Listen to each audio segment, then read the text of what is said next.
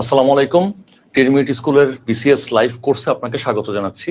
আজকের লাইভ ক্লাসে সবাইকে স্বাগত জানাচ্ছি।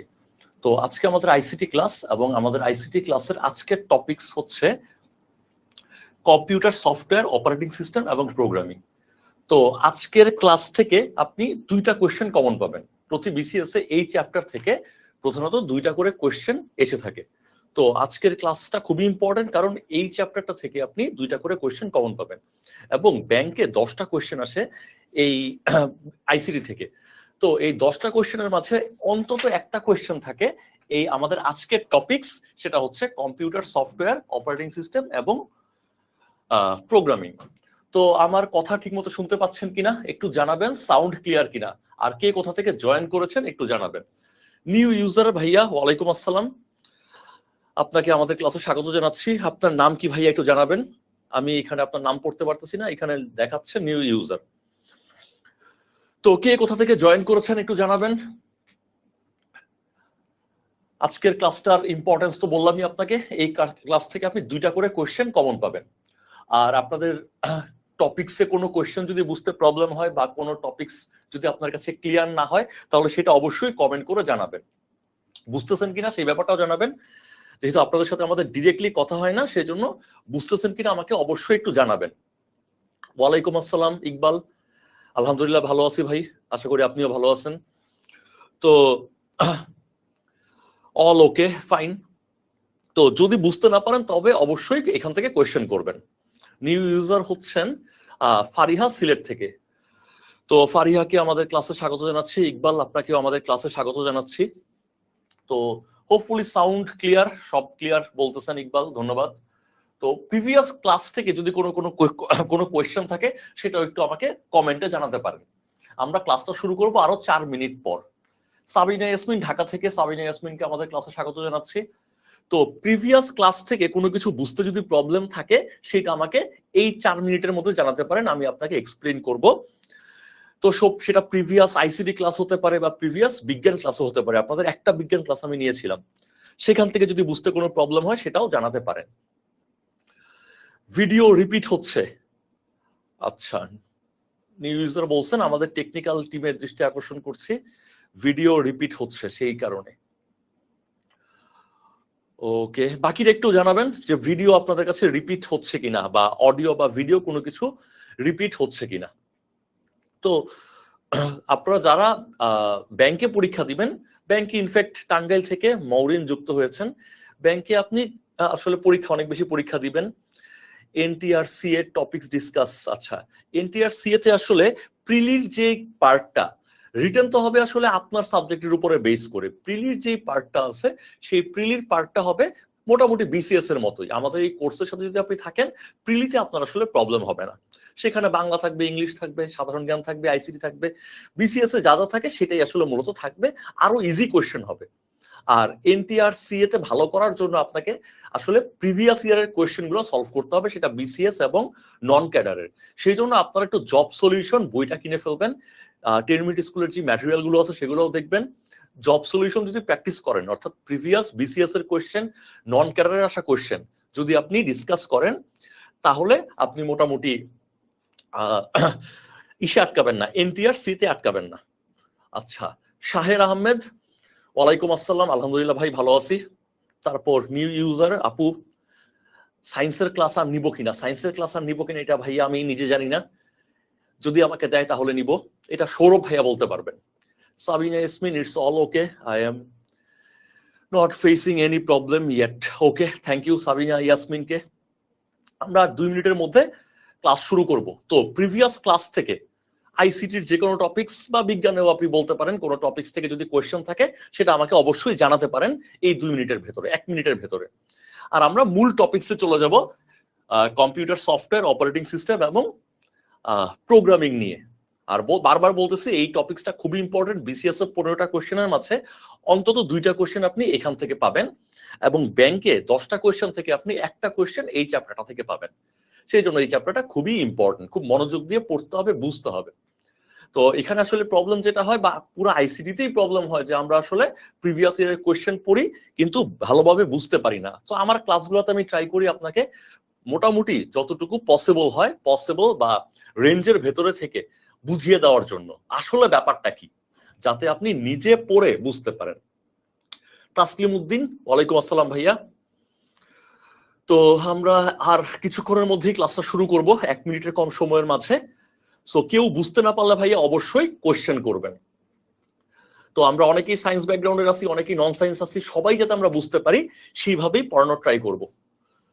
আচ্ছা, তানজিম, ওয়ালাইকুম আসসালাম। চলেন ভাইয়া, যেহেতু 8:30 বেজে গেছে, আমরা ক্লাসটা শুরু করে ফেলি। আমাদের টপিকস হচ্ছে কম্পিউটার, সফটওয়্যার, অপারেটিং সিস্টেম এবং প্রোগ্রামিং। তো চলেন আমরা শুরু করি। প্রথমেই আমরা আসলে একটু প্রাক মূল্যায়ন করি। প্রাক মূল্যায়ন মানে হচ্ছে ক্লাসের আগে একটু দেখতে চাই আপনি কতটুকু পারেন। ফেসবুক গ্রুপে প্রশ্ন সমাধানের একটা পোস্ট দিতে চেয়েছিলেন। হ্যাঁ, আচ্ছা আচ্ছা, ঠিক আছে, সেই পোস্ট আমি দিয়ে দিব ইনশাল্লাহ আগামীকালকে। তো এই 1 নম্বর কোয়েশ্চেনের উত্তরটা দিয়ে দেন।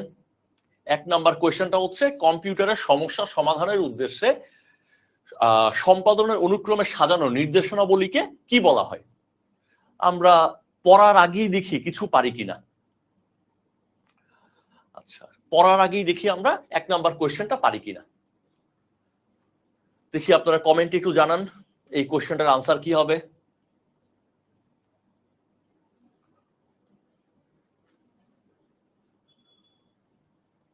ওকে, প্রোগ্রাম হচ্ছে সঠিক উত্তর। চলেন দেখি 2 নম্বর কোয়েশ্চেনটা কি বলে। Set of instructions that tells computer what to do.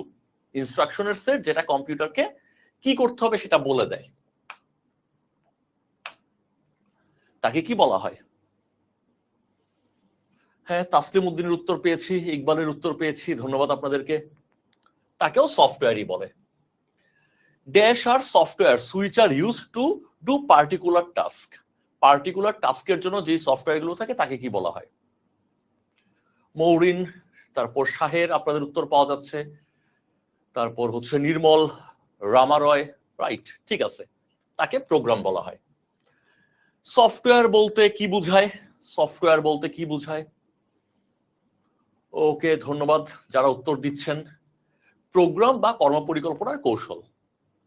তারপরের কোশ্চেন সফটওয়্যার কি, এই কোশ্চেনের উত্তর দিয়ে দিচ্ছেন, যে ডিফারেন্ট আঙ্গিকে আসছিল। অদৃশ্য শক্তি কোনটি? এটাও previous year question, non cadre পরীক্ষা আসা কোশ্চেন। অদৃশ্য শক্তি কি? ওকে, থ্যাংক ইউ সবাইকে। সফটওয়্যার বলা হয়। কম্পিউটারের প্রাণ শক্তি কাকে বলা হয়? অলরেডি আপনারা দিয়ে দিচ্ছেন উত্তর, থ্যাঙ্কস। এখন আসেন আমরা আমাদের টপিকস পড়াশোনা শুরু করি। সাভার থেকে জয়েন করেছেন সামিহা রহমান, ধন্যবাদ আপনাকে ক্লাসে যুক্ত হওয়ার জন্য। এখন আসেন আমরা একটু টপিকস নিয়ে পড়াশোনা শুরু করি। প্রথমেই আমরা বুঝতে চাই সফটওয়্যার কি, সফটওয়্যার কাকে বলে। একটু মনোযোগ দিয়ে আমরা বোঝার ট্রাই করি যে সফটওয়্যার আসলে কাকে বলে। চলেন বোঝার ট্রাই করি।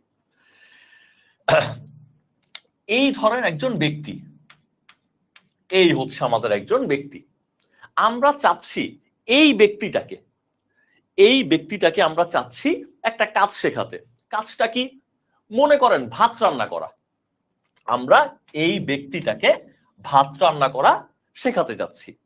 এখন কিভাবে ভাত রান্না করতে হবে, ভাত রান্না করার নিয়মটা কি? ভাত রান্না করার নিয়মটা যখন আমি কোনো একটা জায়গাতে লিখবো, 1 নাম্বার নিয়ম, ভাত রান্না করার 1 নাম্বার নিয়ম কি হবে? আপনি একটু রাইসকে কি করতে হয়, রাইসকে আপনি পানিতে দিবেন। এটা মনে করেন ভাত রান্না করার 1 নাম্বার নিয়ম। ভাত রান্না করার 2 নাম্বার নিয়ম কি? রাইস আপনি পানিতে দিচ্ছেন, পানিতে দিয়ে সেই রাইসটাকে গরম করতে হবে, এটা হচ্ছে ধরেন 2 নাম্বার নিয়ম। তারপর 3 নাম্বার নিয়ম হচ্ছে এই গরমটা 20 মিনিট ধরে রাখতে হবে, এটা হচ্ছে আপনার 3 নাম্বার নিয়ম। তো এই 3টা নিয়ম ফলো করলে, অ্যাজ ফর এক্সাম্পল বলতেছি, এই 3টা নিয়ম ফলো করলে ভাত রান্না করা হয়ে যায়। এই যে ভাত রান্না করার নিয়মটা আমি কোনো একটা জায়গাতে লিখছি, ভাত রান্না করার নিয়মটা আমি কোনো একটা জায়গাতে লিখছি। এই যে আমি ভাত রান্না করার নিয়মটা লিখছি, এই লিখিত নিয়মকে বলা হয় কোড। লিখিত নিয়মকে বলা হয় কোড।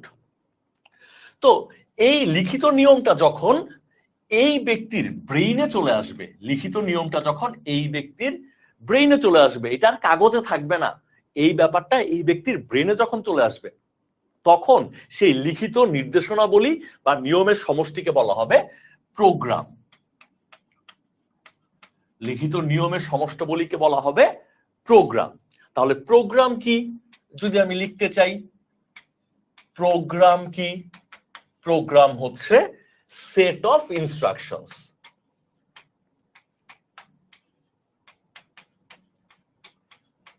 সেট অফ ইনস্ট্রাকশনস বা নিয়মাবলী বা নির্দেশনাবলীর সমষ্টি।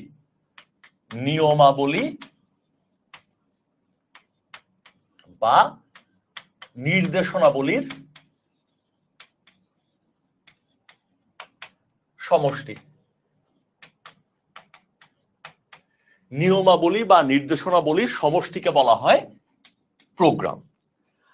এখন প্রোগ্রাম ব্যাপারটা বুঝছেন কিনা আমাকে একটু কমেন্টে জানাবেন। আমি আরেকবার সামারি করি, যেহেতু আপনার কমেন্ট আমি 30 সেকেন্ড পরে দেখব, এই 30 সেকেন্ডে আমি আরেকবার সামারি করি। এই হচ্ছে একজন ব্যক্তি, সেই ব্যক্তিকে আমি ভাত রান্না করা শেখাতে চাই। ভাত রান্না করার নিয়ম আমি একটা কাগজে লিখলাম, এই কাগজে লিখিত নিয়মকে বলা হয় কোড। আর এই কাগজে লিখিত নিয়মটা যখন এই ব্যক্তি পড়ে ফেলবে, পড়লে সেই নিয়মটা তো আর কাগজে থেকে যাবে না, সেই নিয়মটা তার ব্রেইনে চলে আসবে। যখন সেই নিয়মটা তার ব্রেইনে চলে আসবে তখন সেই লিখিত নিয়মের ব্যাপারটা তার ব্রেইনে চলে আসছে, সেই ব্যাপারটাকে বলা হবে প্রোগ্রাম।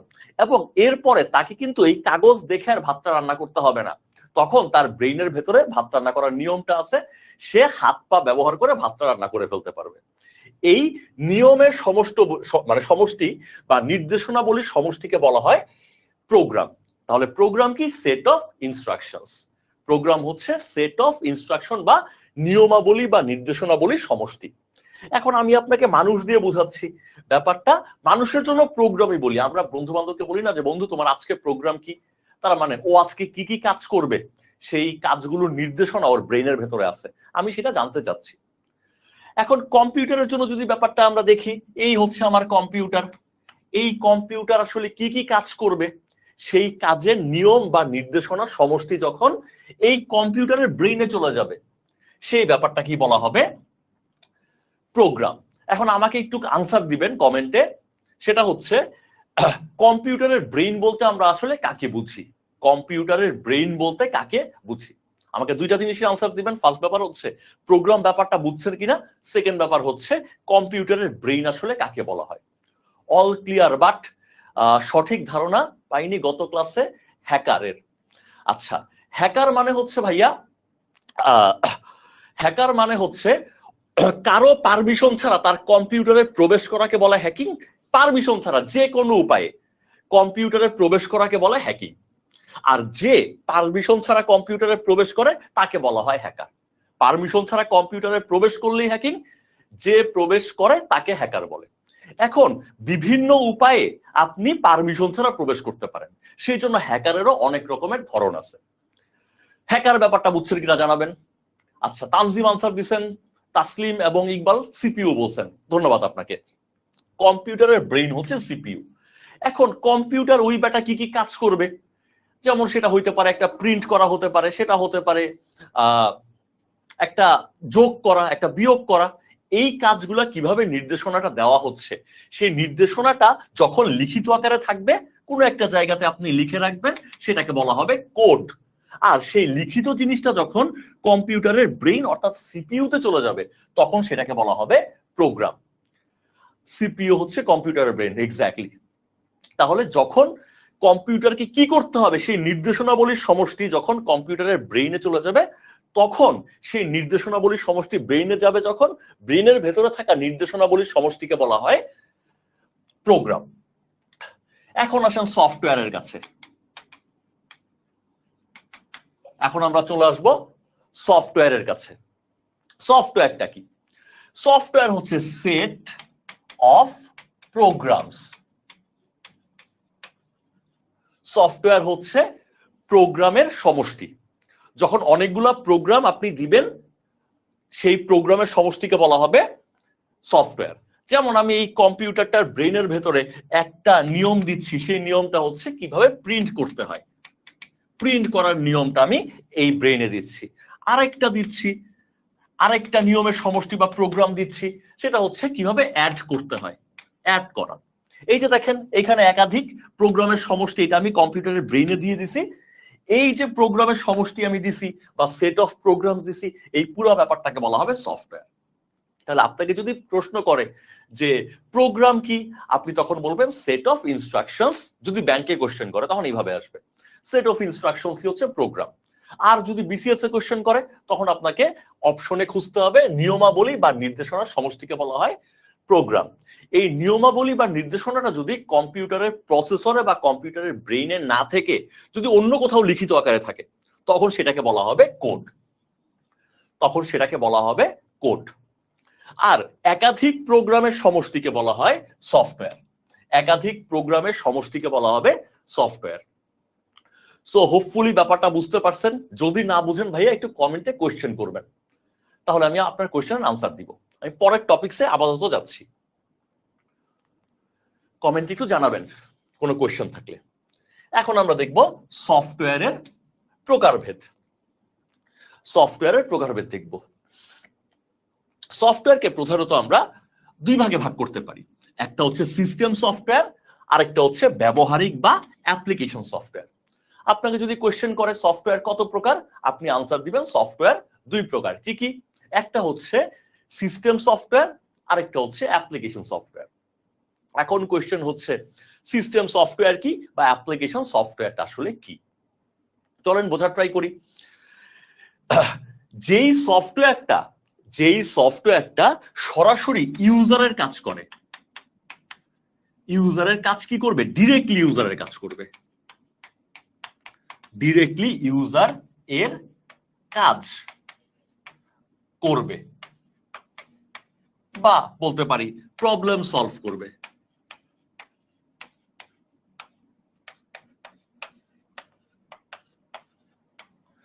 তো যেই সফটওয়্যারটা সরাসরি, আচ্ছা কোডটা আবার বললে ভালো হতো।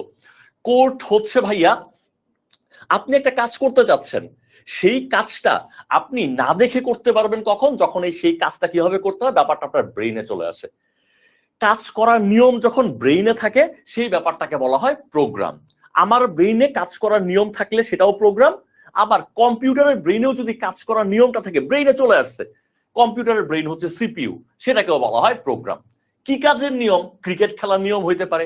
আমি তো বই দেখে দেখে ক্রিকেট খেলবো না, আমি আইসিসি রুলস দেখে তো ক্রিকেট খেলবো না। কিভাবে ক্রিকেট খেলতে হয় আমার ব্রেইনে আছে, কিভাবে কি করতে হয় পলাশ ভাই আমার ব্রেইনে আছে, ঠিক আছে? কম্পিউটারের ব্রেইনেও আছে। আমার ব্রেইন এবং কম্পিউটারের ব্রেইনে কোনো কাজের নিয়ম বা নির্দেশনা যখন থাকবে সেটাকে বলা হয় প্রোগ্রাম। আর সেটা আমার ব্রেইনে আসার আগে কোথাও না কোথাও লেখা ছিল, যেমন কিভাবে টাইম আউট হবে সেটা কি আপনার আইসিসির রুলসে লেখা আছে। রুলসটা লেখা আছে কোথায়? ব্রেইন ছাড়া অন্য যেখানেই লেখা আছে সেটাকেই বলা হয় কোড। সেটা কাগজে কলমে লেখা থাকতে পারে, ওয়ার্ড ফাইলে লেখা থাকতে পারে, দেয়ালে লেখা থাকতে পারে। লিখা নিয়ম ব্রেইন ছাড়া অন্য জায়গায় থাকলেই সেটাকে কোড বলা হয়। আর ব্রেইনে চলে আসলে, আমার ব্রেইন হোক বা সেটা কম্পিউটারের ব্রেইন হোক, ব্রেইনে চলে আসলে সেটা প্রোগ্রাম, অন্য জায়গায় লেখা থাকলেই কোড। পলাশ ভাই বুঝতে পেরেছেন কিনা জানাবেন। আচ্ছা আমি আবার এখানে ব্যাক আসি। Application software. অ্যাপ্লিকেশন সফটওয়্যারটা হচ্ছে ডিরেক্টলি ইউজারের কাজ বা ডিরেক্টলি ইউজারের প্রবলেম সলভ করে যেই সফটওয়্যারগুলো, তাকেই বলা হয় অ্যাপ্লিকেশন সফটওয়্যার। যেমন আপনার প্রবলেম এখন লিখতে হবে বা আপনার কাজ হচ্ছে এখন রচনা লিখতে হবে। আপনার সেই রচনা লেখার জন্য কোন সফটওয়্যার কাজ করে? আপনার রচনা লেখার জন্য কাজ করে মাইক্রোসফট ওয়ার্ড। আপনার এখন মন খারাপ, আপনার একটু গেমস খেলতে মনে হচ্ছে, আপনি যে গেমসটা খেলবেন সেই গেমসটা কিন্তু আপনার সরাসরি কাজ বা আপনার সরাসরি প্রবলেমের সলিউশন। তাহলে গেমসটা কেমন? একটা অ্যাপ্লিকেশন সফটওয়্যার। তারপরে আসেন, আপনার এখন বন্ধুর সাথে যোগাযোগ করতে হবে, আপনি হোয়াটসঅ্যাপে বন্ধুকে মেসেজ দিবেন অথবা আপনি হোয়াটসঅ্যাপে বন্ধুকে কল করবেন। আপনার সরাসরি প্রবলেম এবং তার সলিউশন দিচ্ছে হোয়াটসঅ্যাপ, সেটা কি? Application software. তো যেই ব্যাটা কম্পিউটারটা ব্যবহার করে সেই ব্যাটার ডিরেক্ট সলিউশন যেই সফটওয়্যার দিবে বা কম্পিউটারের ইউজারের বা কম্পিউটার অপারেটরের ডিরেক্ট কাজ যে করে দিবে, সেই সফটওয়্যারের নাম হচ্ছে অ্যাপ্লিকেশন সফটওয়্যার। তাহলে অ্যাপ্লিকেশন সফটওয়্যারের এক্সাম্পল পরীক্ষায় প্রশ্ন আসে, নিচের কোনটা অ্যাপ্লিকেশন সফটওয়্যার? দেখবেন কোন সফটওয়্যারটা সরাসরি ইউজারের কাজ করে। সরাসরি, ইনডিরেক্টলি তো সবাই ইউজারের কাজই করবে। ইনডিরেক্টলি কম্পিউটারের উদ্দেশ্য তো মানুষের উপকার করা, কিন্তু কিছু সফটওয়্যার সরাসরি মানুষের উপকার করে, তারা অ্যাপ্লিকেশন সফটওয়্যার। আর যে সরাসরি করে না সেই হচ্ছে সিস্টেম সফটওয়্যার। তাহলে আপনাকে যদি কোয়েশ্চেন করে, কি কোয়েশ্চেন করতে পারে? মাইক্রোসফটে না যাই, ফটোশপ কেমন সফটওয়্যার? দেখেন, ফটোশপ হচ্ছে আমাদের ছবিকে এডিট করে, আমাদের সরাসরি কাজ করে দিচ্ছে বা আমাদের সরাসরি প্রবলেম সলভ করে দিচ্ছে। তাহলে সেই ফটোশপ কেমন সফটওয়্যার? Application software. আশা করি ব্যাপারটা বুঝতে পেরেছেন। না বুঝলে ভাই অবশ্যই কমেন্টে জানাবেন। পলাশ ভাই, আপনাকে ওয়েলকাম, আপনি যেহেতু বুঝতে পেরেছেন। এইবার আসেন সিস্টেম সফটওয়্যার। যেই সফটওয়্যার সরাসরি আমাদের কাজ করে না, ঘুরে ফিরে তো আমার কাজই করবে। কম্পিউটার ইউজার বা কম্পিউটার কি বলে অপারেটরের কাজ তো ঘুরে ফিরে করবেই, কিন্তু সরাসরি করবে না, সেই ধরনের সফটওয়্যারকে বলা হয় সিস্টেম সফটওয়্যার। যেমন মনে করেন অপারেটিং সিস্টেম। আপনি বলেন তো ভাই, কি আমাকে বলতে পারবেন যে অ্যান্ড্রয়েড দিয়ে আপনি আপনার জীবনে কোন কাজটা করছেন? অ্যান্ড্রয়েড দিয়ে বলতে পারলে দেখেন বলতে পারেন কিনা। বা উইন্ডোজ দিয়ে আপনি আপনার জীবনে কোন কাজটা করছেন? উইন্ডোজ দিয়ে সরাসরি আমরা কোনো কাজ করি না, উইন্ডোজ দিয়ে সরাসরি আমাদের কোনো প্রবলেম সলভ হয় না, সেই জন্য উইন্ডোজ হচ্ছে সিস্টেম সফটওয়্যার। আচ্ছা, ইকবাল জিজ্ঞেস করছেন ক্রোম, স্কাইপ, ইউটিউব, এফবি, এরা সবাই দেখেন ভাইয়া, ইকবাল ভাই আপনার প্রবলেম সলভ করে। আপনার প্রবলেম হচ্ছে এখন আপনি উইকিপিডিয়া দেখতে চাচ্ছেন, আপনার প্রবলেম, আপনার সেই উইকিপিডিয়া বা আপনার ব্রাউজ করা আপনার সেই প্রবলেম, বা আপনার কাজ করে দিচ্ছে গুগল ক্রোম। কেমন সফটওয়্যার আপনার কাজ করে বলে সে অ্যাপ্লিকেশন সফটওয়্যার। স্কাইপে আপনি শ্রীলঙ্কায় থাকা আপনার বন্ধুর সাথে কথা বলবেন স্কাইপে, তাহলে স্কাইপ কেমন সফটওয়্যার? আপনার প্রবলেম বা আপনার কাজ করে দিচ্ছে স্কাইপ, তাহলে স্কাইপ হচ্ছে অ্যাপ্লিকেশন সফটওয়্যার। তারপর কি বলছেন? ইউটিউব, আপনার এখন গান শুনতে মনে চাচ্ছে বা আপনার এখন একটা ভিডিও দেখতে মন চাচ্ছে, আপনার কাজ করে দিচ্ছে ইউটিউব, তাহলে কেমন সফটওয়্যার? ইউটিউব হচ্ছে অ্যাপ্লিকেশন সফটওয়্যার, সরাসরি আপনার কাজ করতেছে। তারপর ফেসবুক, এফবি, ফেসবুক, তো ফেসবুক দিয়ে আপনি আপনার বন্ধুর ভিডিও দেখতে চাচ্ছেন, আপনার বন্ধুকে মেসেজ করতে যাচ্ছেন মেসেঞ্জার দিয়ে, আপনার বন্ধুর উইশ করতে যাচ্ছেন, বার্থডে উইশ, বা আপনি একটা স্ট্যাটাস দিতে যাচ্ছেন, আপনার কাজ সরাসরি ফেসবুক করে, তার মানে সেটা অ্যাপ্লিকেশন সফটওয়্যার। যেই সরাসরি আপনার কাজ করবে সেই হচ্ছে অ্যাপ্লিকেশন সফটওয়্যার। পলাশ বলছেন অ্যাপ্লিকেশন সফটওয়্যার, ও আনসার দিয়ে দিচ্ছেন পলাশ। কেন কাজ করি না? কেন বুঝি নাই কোশ্চেনটা। জিহান রাজ বলছেন কেন কাজ করি না। ভাই, কাজ করা যায় না বলে করেন না। আমার বোঝানোর উদ্দেশ্য হচ্ছে আপনি কোনো কাজ করেন কিনা, যাতে আপনি নিজেই ভাই বলতে পারেন আমি কাজ তো করি না, আমি কাজ করি না। সেই জন্য আপনাকে আমি কোয়েশ্চেনটা করছি যে আপনি অপারেটিং সিস্টেম যেমন অ্যান্ড্রয়েড বা যেমন হচ্ছে উইন্ডোজ, এগুলো দিয়ে আপনি কোনো কাজই করেন না, কারণ কাজ করাই যায় না। যেহেতু সরাসরি আপনার কাজ করা যায় না, সেই জন্য অপারেটিং সিস্টেম, সেটা অ্যান্ড্রয়েড হোক, সেটা উইন্ডোজ হোক, সেটা ম্যাক হোক, সেটা লিনাক্স হোক, সবাই হচ্ছে সিস্টেম সফটওয়্যার, ইনডিরেক্টলি আপনার কাজ করে। অপারেটিং সিস্টেম ছাড়া আপনি কোনো অ্যাপ্লিকেশন সফটওয়্যার চালাতে পারবেন না। অপারেটিং সিস্টেম অন্যান্য সকল অ্যাপ্লিকেশন সফটওয়্যারকে হেল্প করে, ইনডিরেক্টলি আপনার কাজ করে, ডিরেক্টলি আপনার কোনো কাজ করে না। আপনি বলতে পারবেন না এই কাজটা আপনি অ্যান্ড্রয়েড দিয়ে করেন। কেন বলতে পারবেন না? কারণ করাই যায় না। আপনি কেমনে বলবেন? যেটা যাই না সেটা কেমনে বলবেন? আশা করি জিহান ভাই বুঝতে পেরেছেন। তাহলে অপারেটিং সিস্টেম আমাদেরকে ইনডিরেক্টলি কাজে হেল্প করে, অন্যান্য অ্যাপ্লিকেশন সফটওয়্যারকে সাপোর্ট দেয় কে? অপারেটিং সিস্টেম, কিন্তু ডিরেক্টলি কোনো কাজ করা যায় না। সেই জন্য এই অপারেটিং সিস্টেম হচ্ছে সিস্টেম সফটওয়্যার। জিহান বলছেন বলছি সিস্টেম সফটওয়্যার দিয়ে কেন কাজ করি না, কারণ জিহান ভাইয়া কাজ করাই যায় না, আপনি কেমনে করবেন? আমি আপনাকে কোশ্চেন এই কারণেই করেছি যে আপনি বলবেন কোনো কাজ তো করা যায় না, তখন আমি আপনাকে বলবো যে ভাই কাজ কেমনে করবেন, করাই তো যায় না। ও ইনডিরেক্টলি অন্যান্য, তাহলে অপারেটিং সিস্টেমের কাজটা কি? অপারেটিং সিস্টেমের কাজ হচ্ছে অন্যান্য সকল সফটওয়্যারকে সাপোর্ট দেওয়া। আপনি অন্যান্য অ্যাপ্লিকেশন সফটওয়্যার দিয়ে আপনি কাজ করেন, আর আপনি যাদেরকে দিয়ে কাজ করেন তাদেরকে সাপোর্ট দেয় কে? তাদেরকে সাপোর্ট দেয় হচ্ছে অপারেটিং সিস্টেম। যেহেতু ডিরেক্টলি আপনার কাজ করে না, তাই সে সিস্টেম সফটওয়্যার। তারপরে আসেন ইউটিলিটি প্রোগ্রাম। ইউটিলিটি প্রোগ্রাম কারা? যারা হচ্ছে আপনার কম্পিউটারকে সাপোর্ট দেয়। যেমন আপনি অ্যান্টিভাইরাস দিয়ে কিন্তু কোনো কাজ করেন না। আপনি বলতে পারেন ভাইয়া আমি তো অ্যান্টিভাইরাস দিয়ে কম্পিউটারের ভাইরাস ক্লিন করি। ভাইয়া, কম্পিউটারের ভাইরাস ক্লিন করা কি আপনার কাজ? আপনার কাজ হলো মুভি দেখা, আপনি ভিএলসি প্লেয়ার দিয়ে মুভি দেখেন। আপনার কাজ হচ্ছে গান শোনা, আপনি এমএক্স প্লেয়ার দিয়ে গান শোনেন।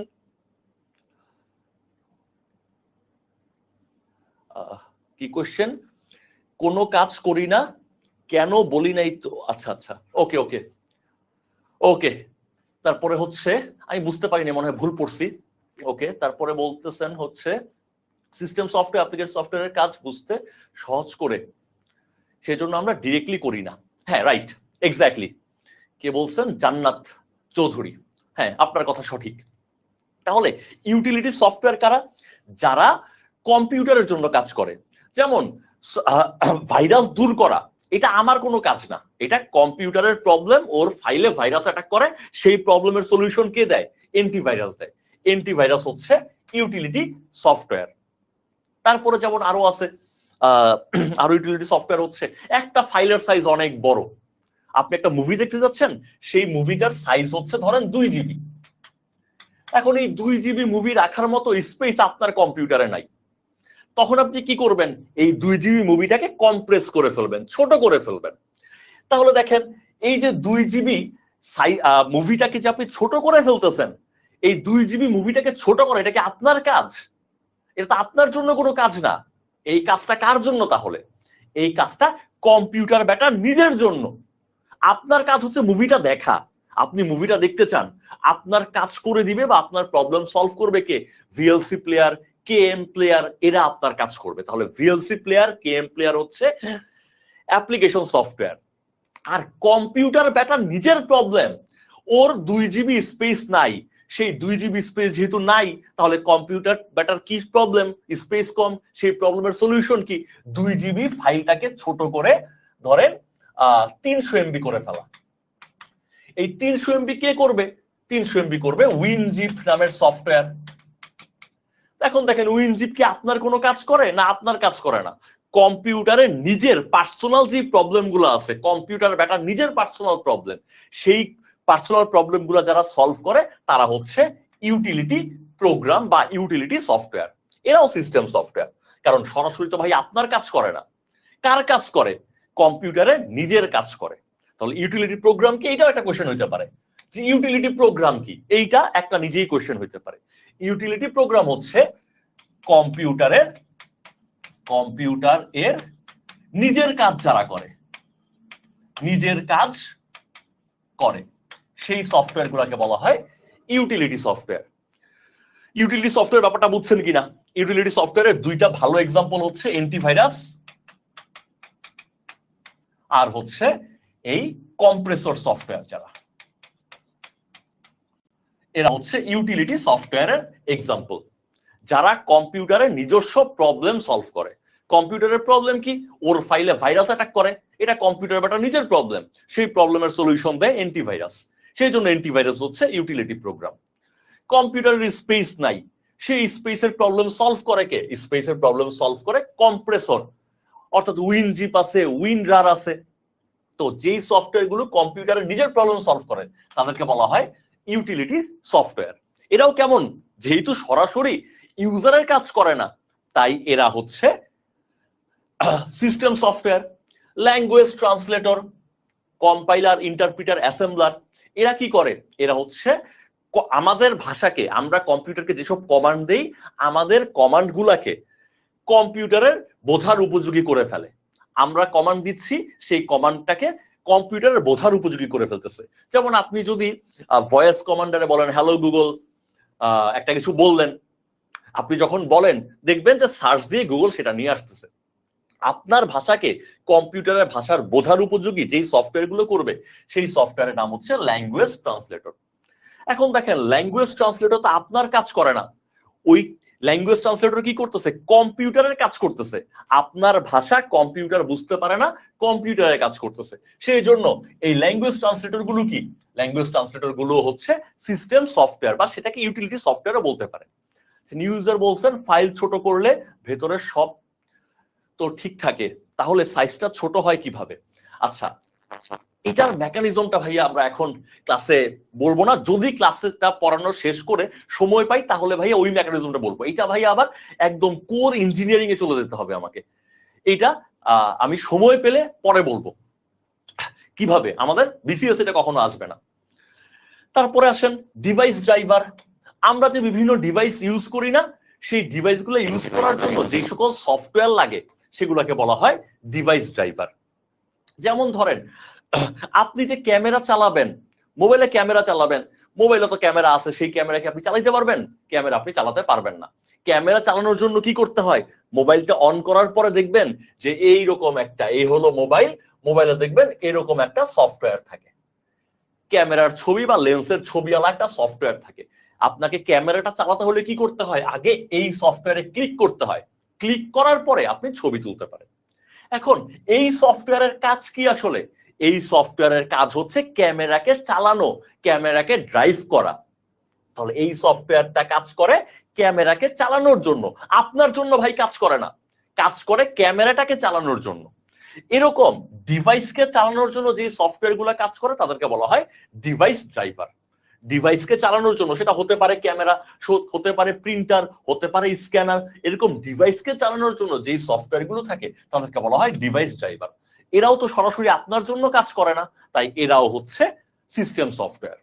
তাহলে যদি সামারি করি, যেই সফটওয়্যারটা, ব্যাংকে প্রচুর কোয়েশ্চেন আসে এখান থেকে, যেই সফটওয়্যারটা, একটু প্রিভিয়াস ইয়ারের কোয়েশ্চেন যদি একটু ঘাটাঘাটি করেন তাহলে দেখবেন আপনি এই টাইপের অনেক কোয়েশ্চেন পাবেন এবং প্র্যাকটিসও হয়ে যাবে। তো সামারি যদি করি, ব্যাপারটা কি দাঁড়াচ্ছে? যেই সফটওয়্যারটা সরাসরি আপনার কাজ করে, আপনি সরাসরি যেই সফটওয়্যার নিয়ে কাজ করেন সেটার নাম হচ্ছে অ্যাপ্লিকেশন সফটওয়্যার। আর যেটা সরাসরি আপনার জন্য কাজ করে না কিন্তু ঘুরে ফিরে তো আপনার জন্যই কাজ করবে, কিন্তু সরাসরি আপনার জন্য কাজ করে না, সেটাকে বলা হয় সিস্টেম সফটওয়্যার। সিস্টেম সফটওয়্যারকে আপনি আবার কয়েকটা ভাগে ভাগ করতে পারতেছেন। একটা হচ্ছে অপারেটিং সিস্টেম। সে কি করে? অপারেটিং সিস্টেমের কাজ হচ্ছে অ্যাপ্লিকেশন সফটওয়্যার গুলোকে হেল্প করা। অ্যাপ্লিকেশন সফটওয়্যার গুলো কোনো প্রবলেম হলে সেটাকে সলভ করে দেওয়া হচ্ছে অ্যাপ্লিকেশন অপারেটিং সিস্টেমের কাজ। আচ্ছা, সবকিছুর প্রোগ্রামার তো মানুষ, তাহলে সুবিধা কম্পিউটার কিভাবে পাচ্ছে? আচ্ছা, কম্পিউটার কিভাবে পাচ্ছে, খুবই জটিল প্রশ্ন করেছেন। কম্পিউটার সরাসরি ভাই মানে এটার উত্তর কিভাবে দিব? স্তব্ধ হয়ে গেলাম আপনার এই কোয়েশ্চেন দেখে। দেখেন, একটা ব্যাপার হচ্ছে, আমি এখানে লিখছি ডিরেক্টলি ইউজারের কাজ করবে, ডিরেক্টলি ইউজারের কাজ করবে। তাহলে বাকিগুলা কি? ইনডিরেক্টলি ইউজারের কাজ করবে, ইনডিরেক্টলি ইউজারের কাজ করবে। কম্পিউটারের তো আসলে কোনো কাজ নাই, কম্পিউটার তো যন্ত্র। কিন্তু দেখেন ভাই, আপনি এবার একটু ভেতরে ঢোকার চেষ্টা করেন ভাই। কম্পিউটারের ভেতরে অনেক ফাইল আছে, সেই ফাইল যদি নষ্ট হয় তাহলে দেখেন ইনডিরেক্টলি কিন্তু আপনার ক্ষতি হচ্ছে, বাট ডিরেক্টলি কি? কম্পিউটারের ক্ষতি হচ্ছে। কম্পিউটারের একটা ফাইল ছিল, এখন বলতে পারেন কম্পিউটারে তো জীবন নাই। ভাই একটু চিন্তা করেন, কম্পিউটারের জীবন আছে, একটু কাজের স্বার্থে, পরীক্ষার জন্য ভাই একটু চিন্তা করেন যে কম্পিউটারের ভাই জীবন আছে, কম্পিউটারের ফাইল নষ্ট হয়ে গেল, ক্ষতিটা ভাই কার হইলো? কম্পিউটারের হইলো না? ডিরেক্টলি ক্ষতিটা কম্পিউটারের হইলো। তাহলে যেই সফটওয়্যার গুলো কম্পিউটারের লাভের জন্য কাজ করে সেই সফটওয়্যার গুলোকে বলা হয় সিস্টেম সফটওয়্যার।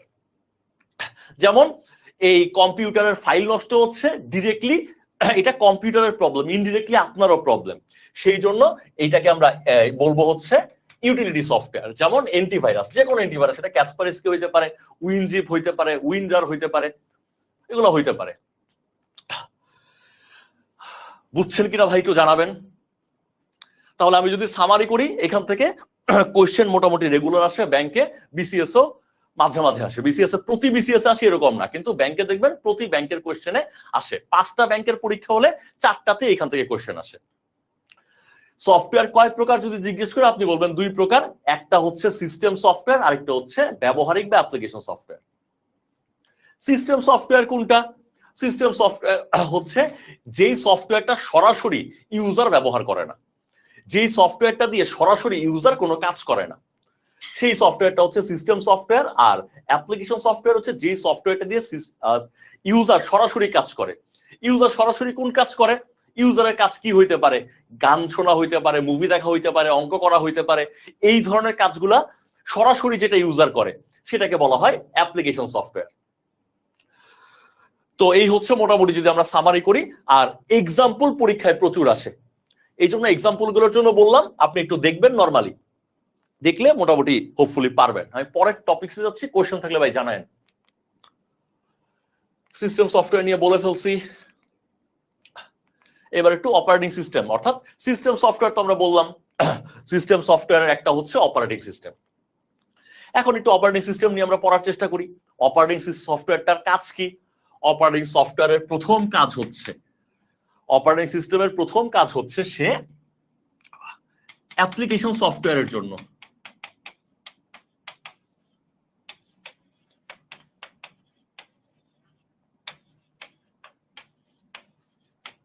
প্ল্যাটফর্ম তৈরি করে।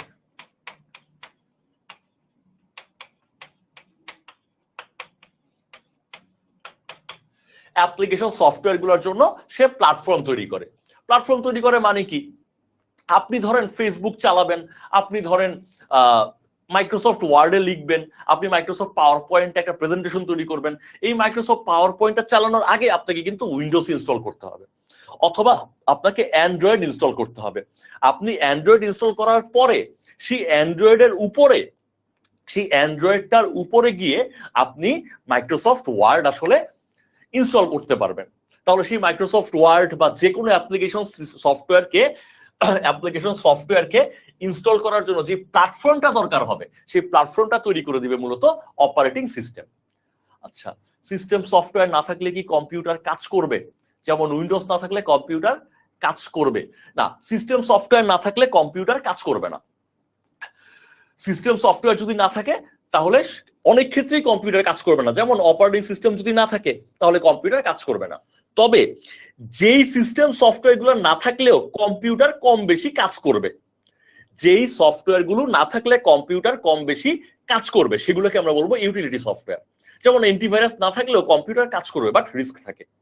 যদি উইনজিপ বা উইন্ডার না থাকে, অর্থাৎ কম্প্রেসর গুলো যদি না থাকে, তাহলে ফাইল বড়ই থাকবে, আমার ওই ফাইলটা কম্পিউটারে আসবে না, বাট কম্পিউটার তার কাজ চালাতে পারবে। এই ধরনের সিস্টেম সফটওয়্যার গুলাকে বলা হবে ইউটিলিটি সফটওয়্যার। জিহান রাজ বুঝতে পারছেন কিনা? আচ্ছা, ইকবাল বলছে ল্যাঙ্গুয়েজ ট্রান্সলেটরটা আরেকবার। এই যে ইকবাল আপনি লিখছেন ল্যাঙ্গুয়েজ ট্রান্সলেটর আরেকবার, এটা তো ভাই আপনি লিখছেন ইংলিশ আর বাংলা ভাষায়। আপনার হাতে যে মোবাইল ফোনটা আছে বা আপনার হাতে যে কম্পিউটারটা আছে, সে তো এই ল্যাঙ্গুয়েজ ট্রান্সলেটর আর একবার এটা তো সে বোঝে না। সে কি বোঝে? 0 আর 1। সে বোঝে কারেন্টের প্রেজেন্স আর কারেন্টের অ্যাবসেন্স। আপনার এই লেখাটাকে যে আপনার মোবাইলের ভেতরে বা কম্পিউটারের ভেতরে বা ল্যাপটপের ভেতরে 0 আর 1 বানাইছে, সেই ব্যাটার নাম হচ্ছে এই ল্যাঙ্গুয়েজ ট্রান্সলেটর। ইকবাল বুঝতে পারছেন কিনা বলবেন। সেই ব্যাটার নাম হচ্ছে ল্যাঙ্গুয়েজ ট্রান্সলেটর। এখন আসেন অপারেটিং সিস্টেম, সে অ্যাপ্লিকেশন সফটওয়্যার এর প্ল্যাটফর্ম তৈরি করে, অর্থাৎ অ্যাপ্লিকেশন সফটওয়্যার গুলোকে সে ধারণ করে। সেকেন্ড ব্যাপার হচ্ছে অ্যাপ্লিকেশন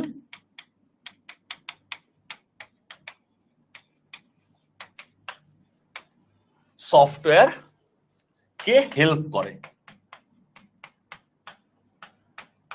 অ্যাপ্লিকেশন সফটওয়্যারে কোথাও যদি কোনো প্রবলেম হয়, সেই প্রবলেমের সলিউশন বা সলিউশন রিকমেন্ডেশন করার কাজগুলো করবে হচ্ছে এই অপারেটিং সিস্টেম। এই দুইটা হচ্ছে তার মেইন কাজ। ওকে, তারপর আমরা যদি আগাই, এখানে কয়েকটা কাজের নাম বলা আছে, যেমন হচ্ছে ইউজার ইন্টারফেস। অপারেটিং সিস্টেমটার মাধ্যমে আপনি এই যে আপনি যা দেখতে পাচ্ছেন, আপনি একটা মোবাইল বা কম্পিউটারে যা কিছু দেখতে পান স্ক্রিনে, সেই ব্যাপারটাকে বলা হয় ইউজার ইন্টারফেস। এবং এই ইউজার ইন্টারফেস মানে কি, এটা একটা কোশ্চেন হইতে পারে। সংক্ষেপে বলা হয় এটাকে ইউআই।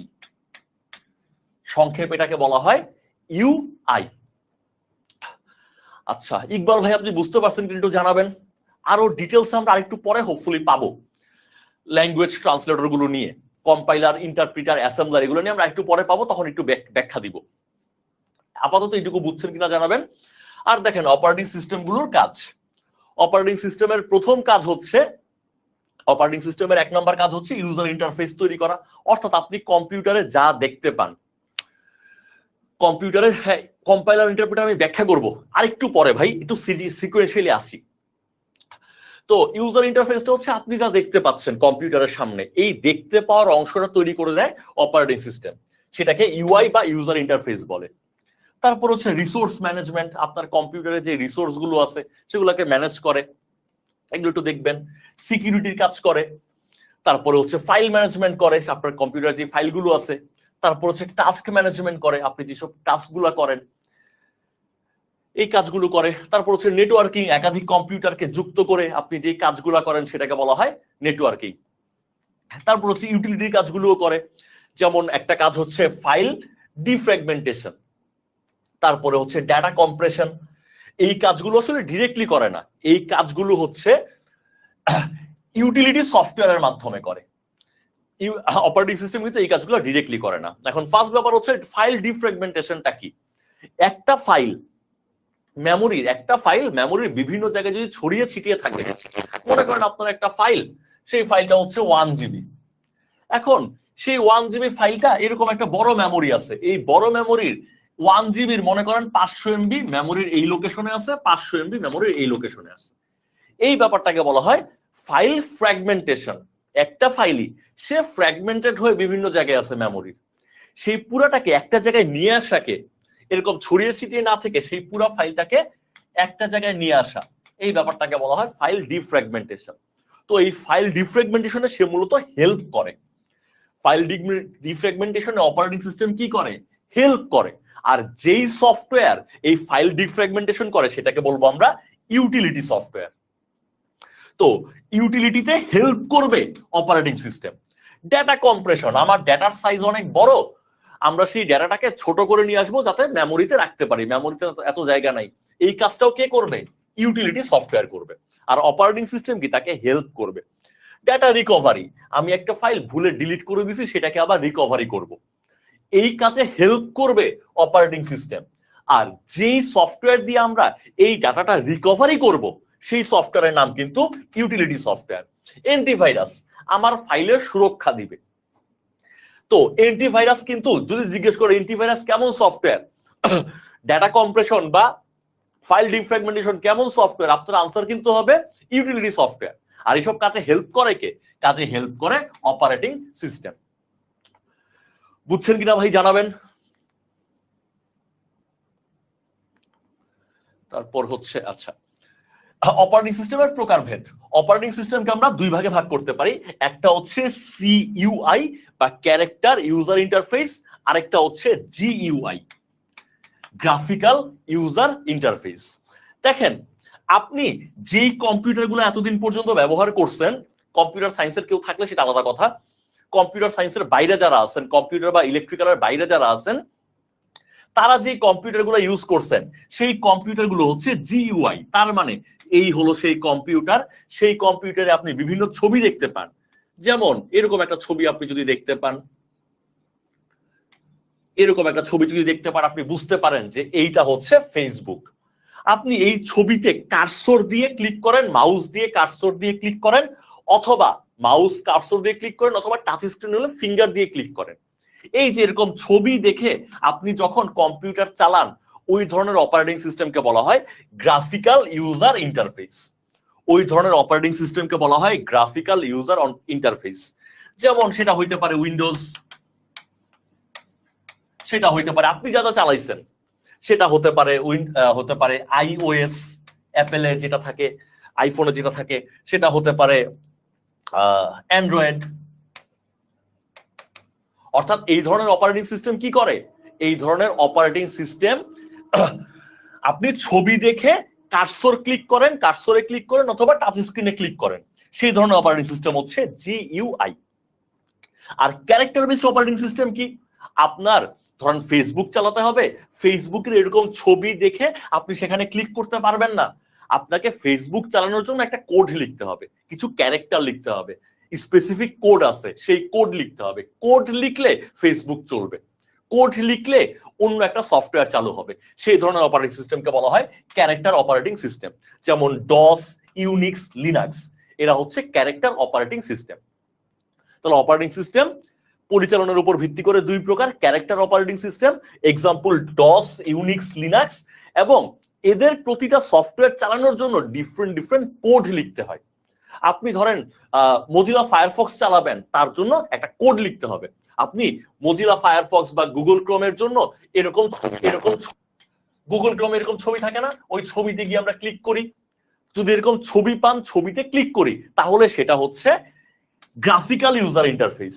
আর গুগল ক্রোম চালাতে গিয়ে যদি আপনাকে কোনো কোড লিখতে হয় তাহলে সেটা গ্রাফিক্যাল ইউজার ইন্টারফেস। আর গুগল ক্রোম চালাতে গিয়ে যদি আপনি এরকম ছবি পান, ছবিতে ক্লিক করেন, তাহলে সেটা হচ্ছে গ্রাফিক্যাল ইউজার ইন্টারফেস। আচ্ছা, জিহান বলছেন ইউটিলিটি সফটওয়্যার অনেক সময় আনস্টল হতে চায় না কেন?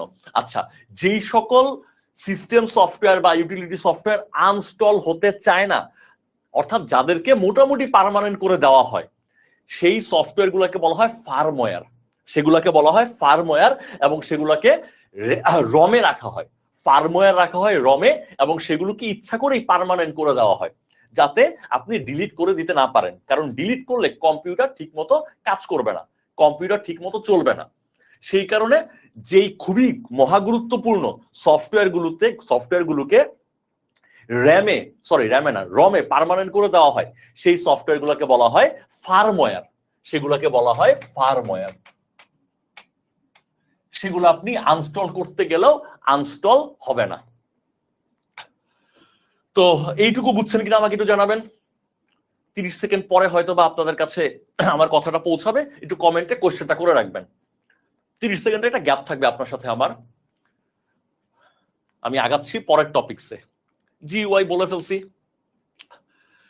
তারপরে হচ্ছে অপারেটিং সিস্টেমকে ব্যবহারকারীর উপরে ভিত্তি করে, আপনি দুই ভাগে ভাগ করতে পারেন, সিঙ্গেল ইউজার, মাল্টি ইউজার। তো সিঙ্গেল ইউজার মাল্টি ইউজার কি?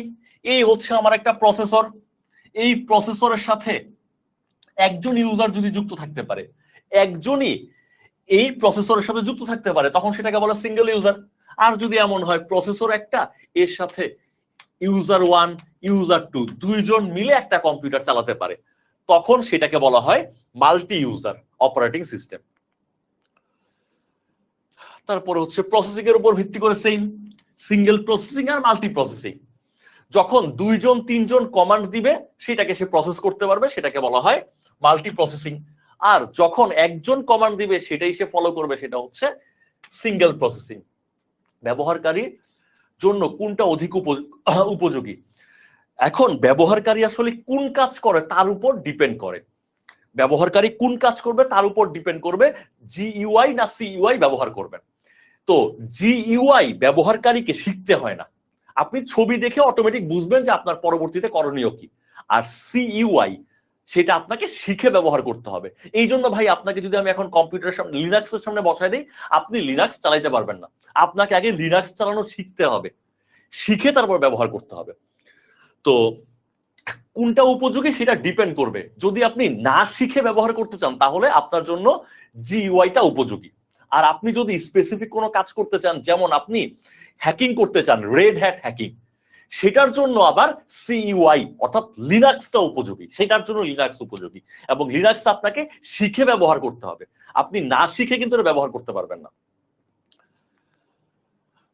তারপরে হচ্ছে ওপেন সোর্স, মালিকানার উপর ভিত্তি করে ওপেন সোর্স আর ক্লোজ সোর্স, এই দুই ভাগে আমরা অপারেটিং সিস্টেমকে ভাগ করতে পারি। ওপেন সোর্সটা হচ্ছে সেই সফটওয়্যারটা যে কেউ কপি করতে পারবে, সেই সফটওয়্যারটার সোর্স কোডটা যে কেউ কপি করতে পারবে, এডিট করতে পারবে, তাতে মালিকের কোনো আপত্তি নাই, সেটা হচ্ছে ওপেন সোর্স সফটওয়্যার। আর সেই সফটওয়্যারটার সোর্স কোড যদি যে কেউ কপি করতে না পারে, এডিট করতে না পারে, তখন সেটাকে বলা হবে ক্লোজ সোর্স। এখানের অপশনগুলো একটু মনে রাখা important, Android, Unix, Linux, Ubuntu, Red Hat, তারপর হচ্ছে ওপেন সোলারিস, এরা সবাই হচ্ছে ওপেন সোর্স। এগুলো যদি আপনি কপি বা এডিট করেন, হ্যাঁ Ubuntu operating system, right Jihan Raj, এগুলো যদি আপনি কপি করেন, এডিট করেন, তাতে মালিকের কোনো আপত্তি নাই, সেই জন্য এগুলো হচ্ছে ওপেন সোর্স। কিন্তু উইন্ডোজ, ডস, আইওএস, ম্যাক, এগুলো যদি আপনি কপি করেন, এডিট করে আপনি উইন্ডোজের জায়গায় আরেকটা সফটওয়্যার বানায় ফেললেন উইন্ডোজকে কপি করে, তখন মালিক আপনার বিরুদ্ধে কপিরাইট আইনে মামলা করে দিবে। ওই সফটওয়্যারগুলোকে বলা হয় ক্লোজড সোর্স সফটওয়্যার। তো জিহান রাজ, উবুন্টু হচ্ছে অপারেটিং সিস্টেম। পরীক্ষায় প্রশ্ন আসবে এটা কেমন অপারেটিং সিস্টেম, আপনি আনসার করবেন সেটা ওপেন সোর্স অপারেটিং সিস্টেম। ওইটাকে কপি করে আপনি আরেকটা কিছু বানাইলে মালিক আপনার বিরুদ্ধে মামলা করবে না। তারপর হচ্ছে এখানে কিছু এক্সাম্পল দিছে, এটা একটু জাস্ট রিডিং পড়বেন। উইন্ডোজ 10 সম্পর্কে একটু পড়েন, তারপরে হচ্ছে 7 সম্পর্কে পড়বেন। আগের গুলা খুব একটা না পড়লেও চলবে, এগুলো একটু রিডিং পড়ে রাখবেন। ম্যাক সম্পর্কে একটু পড়েন, ম্যাকের ফুল মিনিং, এটা সবচেয়ে বেশি ইম্পর্টেন্ট। ম্যাকিনটশ অপারেটিং সিস্টেম, এটা ওপেন সোর্স, মাল্টি ইউজার। যেটা মাল্টি ইউজার সেটা 100% মাল্টি প্রসেসিং হবেই। তারপর জিইউআই ডেফিনেটলি খেয়াল রাখতে হবে। তারপর হচ্ছে closed operating system, open source কিন্তু ক্লোজড অপারেটিং সিস্টেম, কারণ এখানে আপনি ই ছাড়া প্রবেশ করতে পারবেন না, আপনার আইডি ছাড়া প্রবেশ করতে পারবেন না। অ্যাপেল যারা ইউজ করছেন তারা জানেন আপনার স্পেসিফিক আইডি থাকতে হবে, তখন আপনি ব্যবহার করতে পারবেন। ফারজানা বলছেন মাল্টি ইউজারের এক্সাম্পল বুঝায় দেন। মাল্টি ইউজার হচ্ছে আপনি উইন্ডোজ, আপনি আসলে সিঙ্গেল ইউজার দেখেন নাই। সিঙ্গেল ইউজার সেই 80-র দশকে আসলে শেষ হয়ে গেছে। আপনি যা যা দেখছেন সবই মাল্টি ইউজার। মাল্টি ইউজারে দেখবেন, উইন্ডোজেই দেখবেন যে আপনি আর আপনার ফ্রেন্ড দুইজনই একটা কম্পিউটারে প্রবেশ করতে পারতেছেন।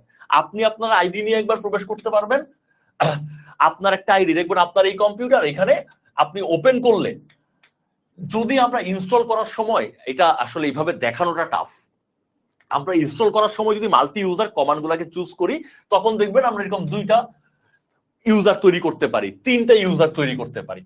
আমি যখন কম্পিউটার চালু করব তখন আমি এটাই ক্লিক করব, এটাই ক্লিক করলে আমার পাসওয়ার্ড চাইবে, আমি ব্যবহার করব।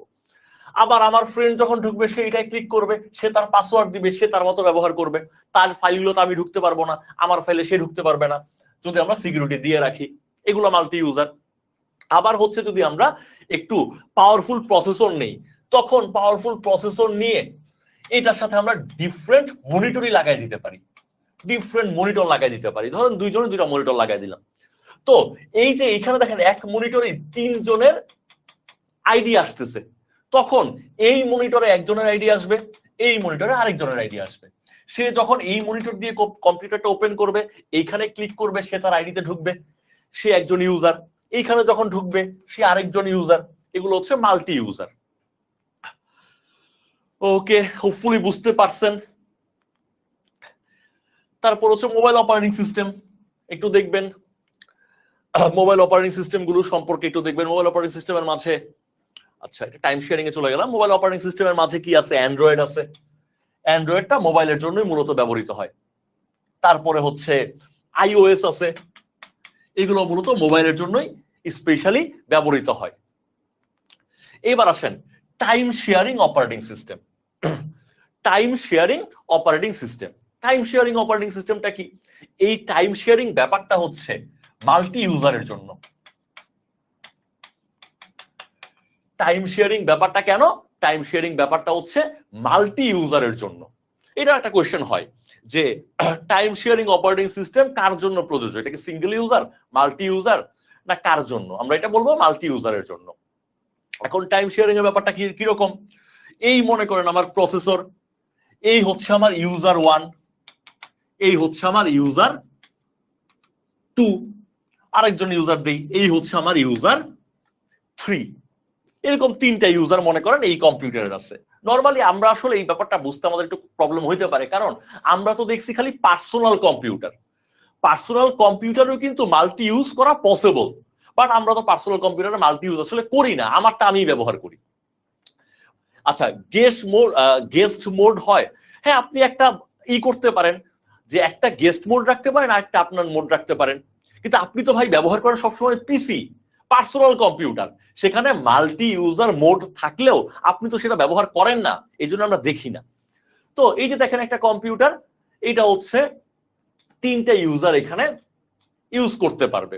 এখন ফার্স্ট ইউজার যখন কমান্ড দিবে, সেকেন্ড ইউজার কমান্ড দিবে, থার্ড ইউজার কমান্ড দিবে, 3টা ইউজারই কমান্ড দিচ্ছে।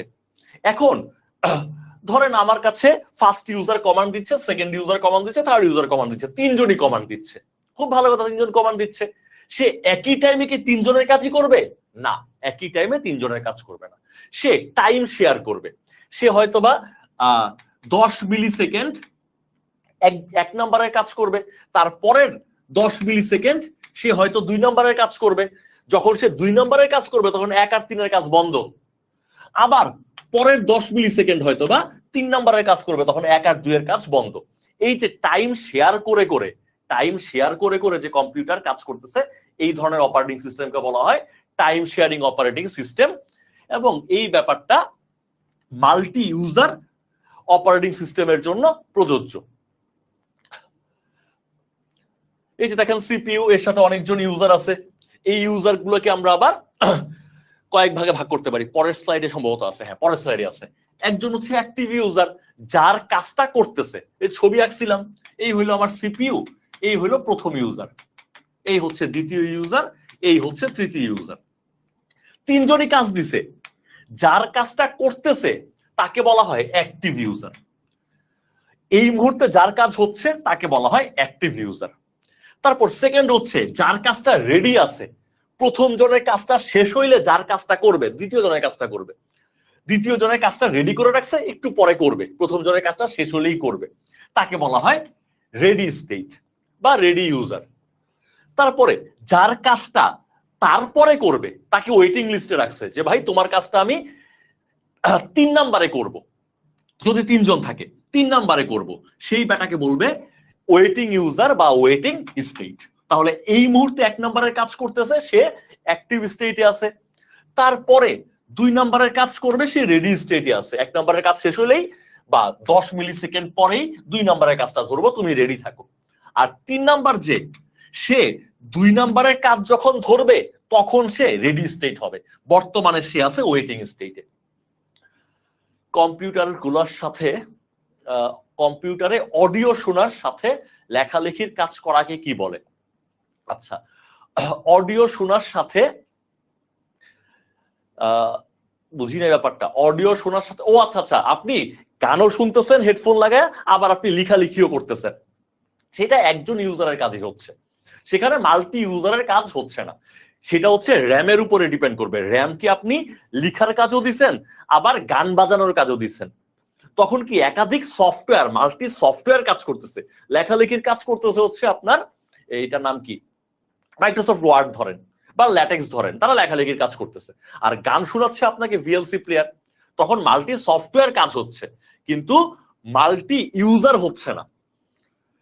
কিন্তু আরেকজন ইউজার যদি কাজ করে, ধরেন আপনি লেখালেখি করতেছেন, আরেকজন ইউজার গানটা শুনতেছে, তার আইডি দিয়ে সে গানটা শুনতেছে, আপনার আইডিতে না, তখন সেটা হবে মাল্টি ইউজার। আশা করি বুঝতে পেরেছেন। এরপর আসেন টাইম শিডিউলিং। এই যে আমি আপনাকে একটু আগে বলতেছি না যে 3 জনের কাজই করবে। আচ্ছা, ইউজার 5 এবং ইউজার 6 বলতে কি বুঝাচ্ছে? ইউজার 5 ইউজার 6 বলতে কিছুই বুঝাচ্ছে না। এরা ইউজার, আমি 3 জন দিয়ে দেখাইছি, ওরা দেখাইছে 6 জন দিয়ে, ওরা 6 জন দিয়ে দেখাইছে।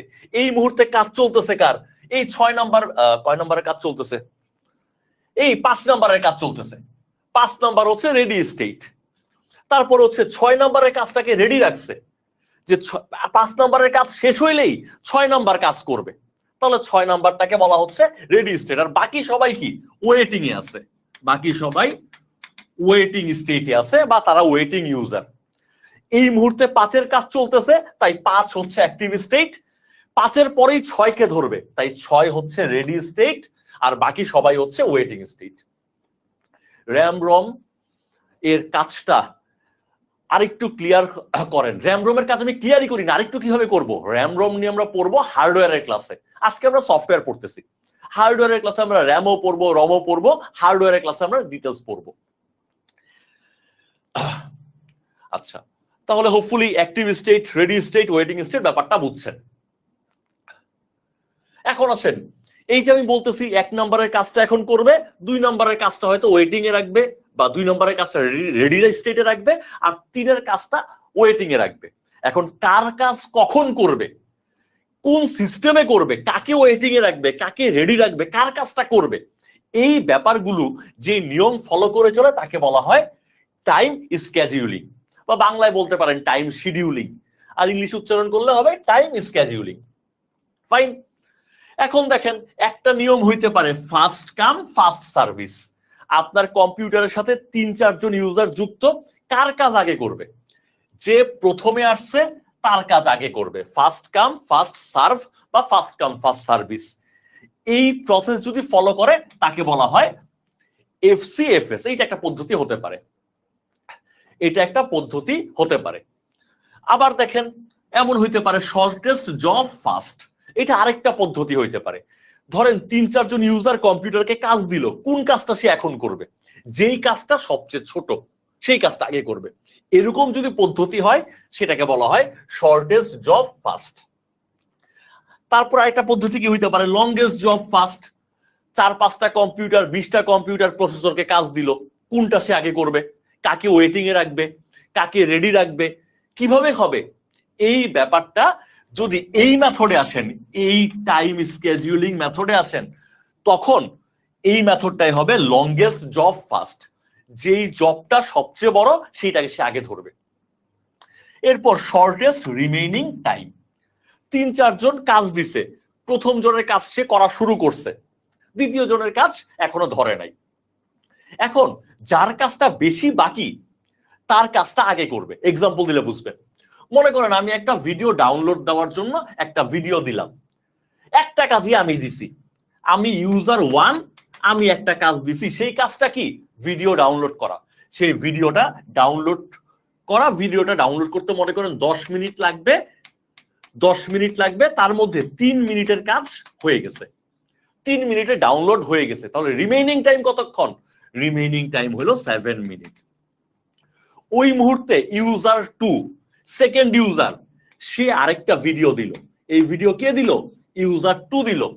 সেই ভিডিওটাই হচ্ছে ধরেন 3 মিনিটের ভিডিও, ভিডিওটার সময় হলো 3 মিনিট। তাহলে দেখেন আমার প্রথম কাজের ইউজার 1 এর রিমেইনিং টাইম হলো 7 মিনিট, আর ইউজার 2 এর পুরা কাজটাই রিমেইনিং, পুরা কাজটা রিমেইনিং কতক্ষণ? 3 মিনিট। এখন এই মেথড কি করবে? শর্টেস্ট রিমেইনিং টাইম, যেই কাজটার রিমেইনিং টাইম কম সেটা আগে করবে। এইখানে দেখেন এইটা রিমেইনিং টাইম 3 মিনিট, আর আগের কাজটা রিমেইনিং টাইম হলো 7 মিনিট, 3 মিনিটের কাজ হয়েছে, তখন সে এইটা আগে ডাউনলোড করে ফেলবে।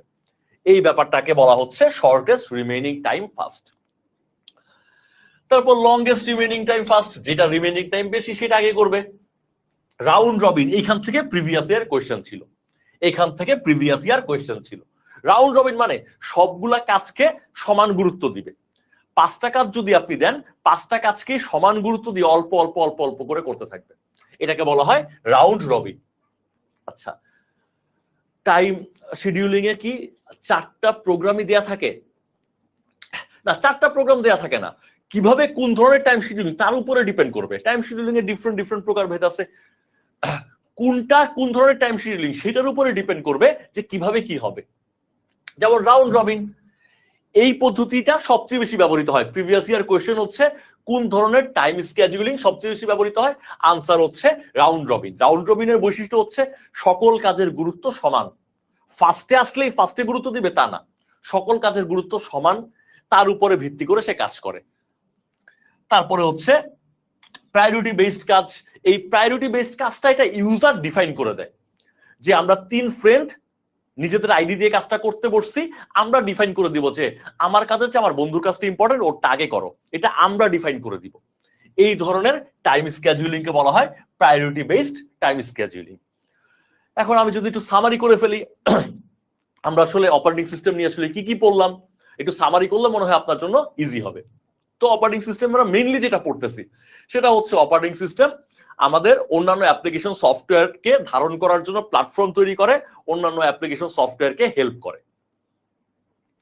আচ্ছা, ক্লাসগুলো রিপিট হচ্ছে, যদি প্রশ্নগুলো নতুন হয় তাহলে আমরা উপকৃত হব।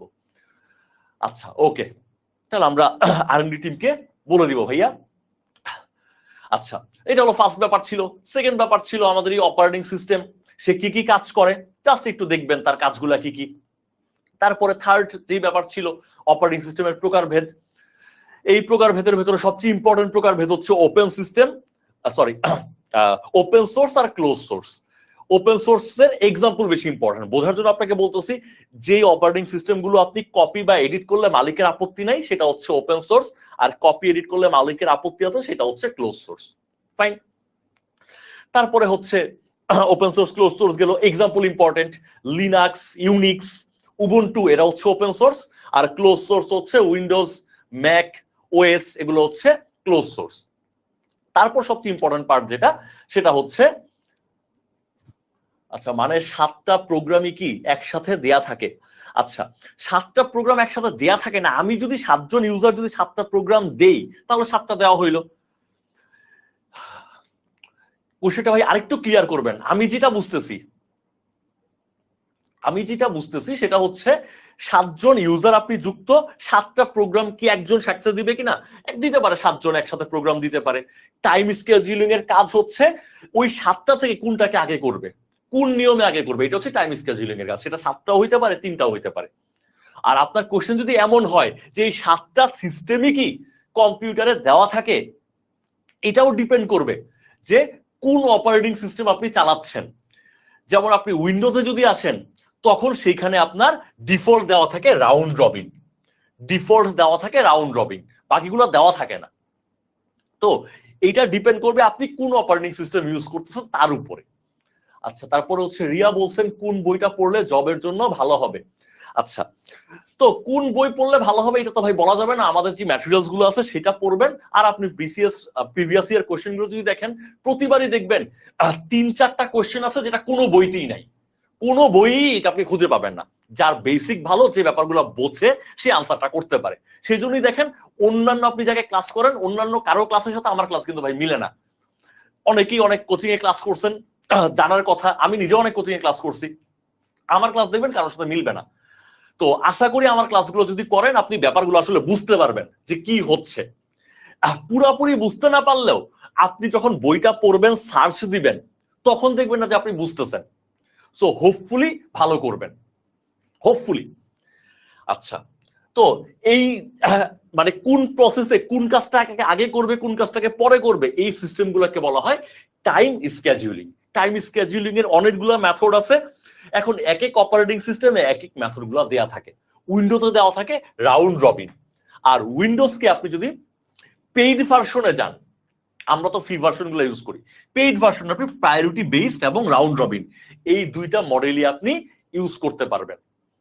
আবার যদি আপনি লিনাক্সে আসেন, লিনাক্সে আপনি এই 7টা মেথডের যেইটা আপনার ইচ্ছা আপনি সেই টাইম স্কেডিউলিং ব্যবহার করতে পারবেন, 7টার যে কোনো একটা। চলেন আমরা পরের টপিকসে চলে যাই। পরের টপিকস হচ্ছে ফাইল সিস্টেম। ফাইল সিস্টেম কি, আপনি ফাইলগুলোকে কোন উপায়ে রাখবেন, কোন সিস্টেমে রাখবেন, ফাইলগুলোকে কিভাবে গোছায় রাখবেন, এই ব্যাপারটাকে বলা হয় ফাইল সিস্টেম। এইখানে আপনার মনে রাখার বিষয় হচ্ছে ফাইল সিস্টেমের প্রকারভেদ, ফ্যাট এবং এনটিএফএস।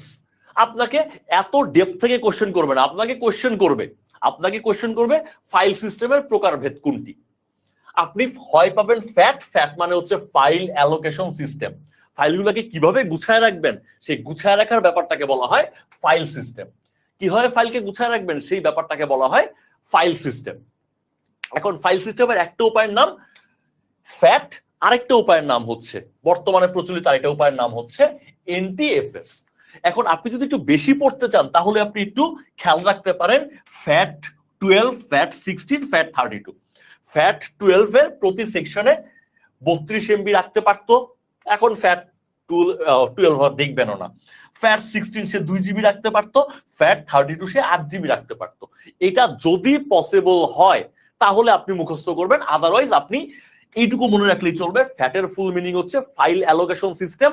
ফ্যাটের কাজ কি, সে ফাইলগুলোকে গুছায় রাখে। আচ্ছা তারপরে হচ্ছে এই এনটিএফএস, এটার ফুল মিনিং কি? এটার ফুল মিনিং হচ্ছে new technology file system. New technology file system কি জিনিস? কম্পিউটার তো প্রচুর ফাইল আছে, এই ফাইলগুলোকে কিভাবে গুছায় রাখবেন সেটার একটা মেথডের নাম হচ্ছে এনটিএফএস। আর এনটিএফএস হচ্ছে সবচেয়ে আধুনিক, এটা একটু খেয়াল রাখলেই চলবে। আর এটা হচ্ছে 256 টেরাবাইট পর্যন্ত ফাইলকে গুছায় রাখতে পারে, সুন্দর করে সাপোর্ট দিতে পারে। এটা পসিবল হলে মনে রাখেন, পসিবল না হলে জাস্ট এনটিএফএস পর্যন্ত পড়লেই হবে। তাহলে ফাইল সিস্টেম হচ্ছে ফাইলগুলোকে সুন্দর করে গুছায় রাখার উপায়। আচ্ছা আচ্ছা তারপরে আসেন এনটিএফএস সম্পর্কে আর খুব একটা দরকার নেই। তারপর হচ্ছে ফার্মওয়্যার। ফার্মওয়্যার হচ্ছে ওই যে বলছিলাম কম্পিউটারে কিছু প্রোগ্রাম আছে, আপনারা নিজেরাও ফেস করছেন যে ওই ফাইলগুলো ডিলিট করতে গেলে ফাইল তো আর ডিলিট হয় না, আনস্টল করতে গেলেও সেগুলো আনস্টল হয় না। যেগুলো এরকম কম্পিউটারে পার্মানেন্ট করে রাখা হয়, মোটামুটি পার্মানেন্ট, 100% পার্মানেন্ট বলে তো কিছু নাই, মোটামুটি পার্মানেন্ট, সহজে ডিলিট করা যায় না, সেই সফটওয়্যার গুলোকে বলা হয় ফার্মওয়্যার। এগুলো কি, এরা হচ্ছে সহজে ডিলিট করা যায় না, সহজে ডিলিট করা যায় না, এদেরকে সহজে ডিলিট করা যাবে না। আর এরা থাকবে কোথায়, ফার্মওয়্যারের বাড়ি কোথায়, ফার্মওয়্যারকে আপনি রাখবেন কোথায়, ফার্মওয়্যার থাকবে হচ্ছে রমে, রিড অনলি মেমোরি, রমে। রম ব্যাপারটা কি, র্যাম ব্যাপারটা কি, কিভাবে থাকে, কিভাবে কাজ করে, সেটা আমরা হার্ডওয়্যারের ক্লাসে দেখবো। এখন আপাতত মনে রাখবেন ফার্মওয়্যারের বাসা হচ্ছে রমে, সে রমে থাকে, তাকে সহজে ডিলিট করা যায় না। আচ্ছা, এইবার আসেন বায়োস। তো বায়োসের আগে আমরা একটু বুটিং নিয়ে কথা বলি, তাহলে সিকোয়েন্সিয়ালি ব্যাপারটা আসবে।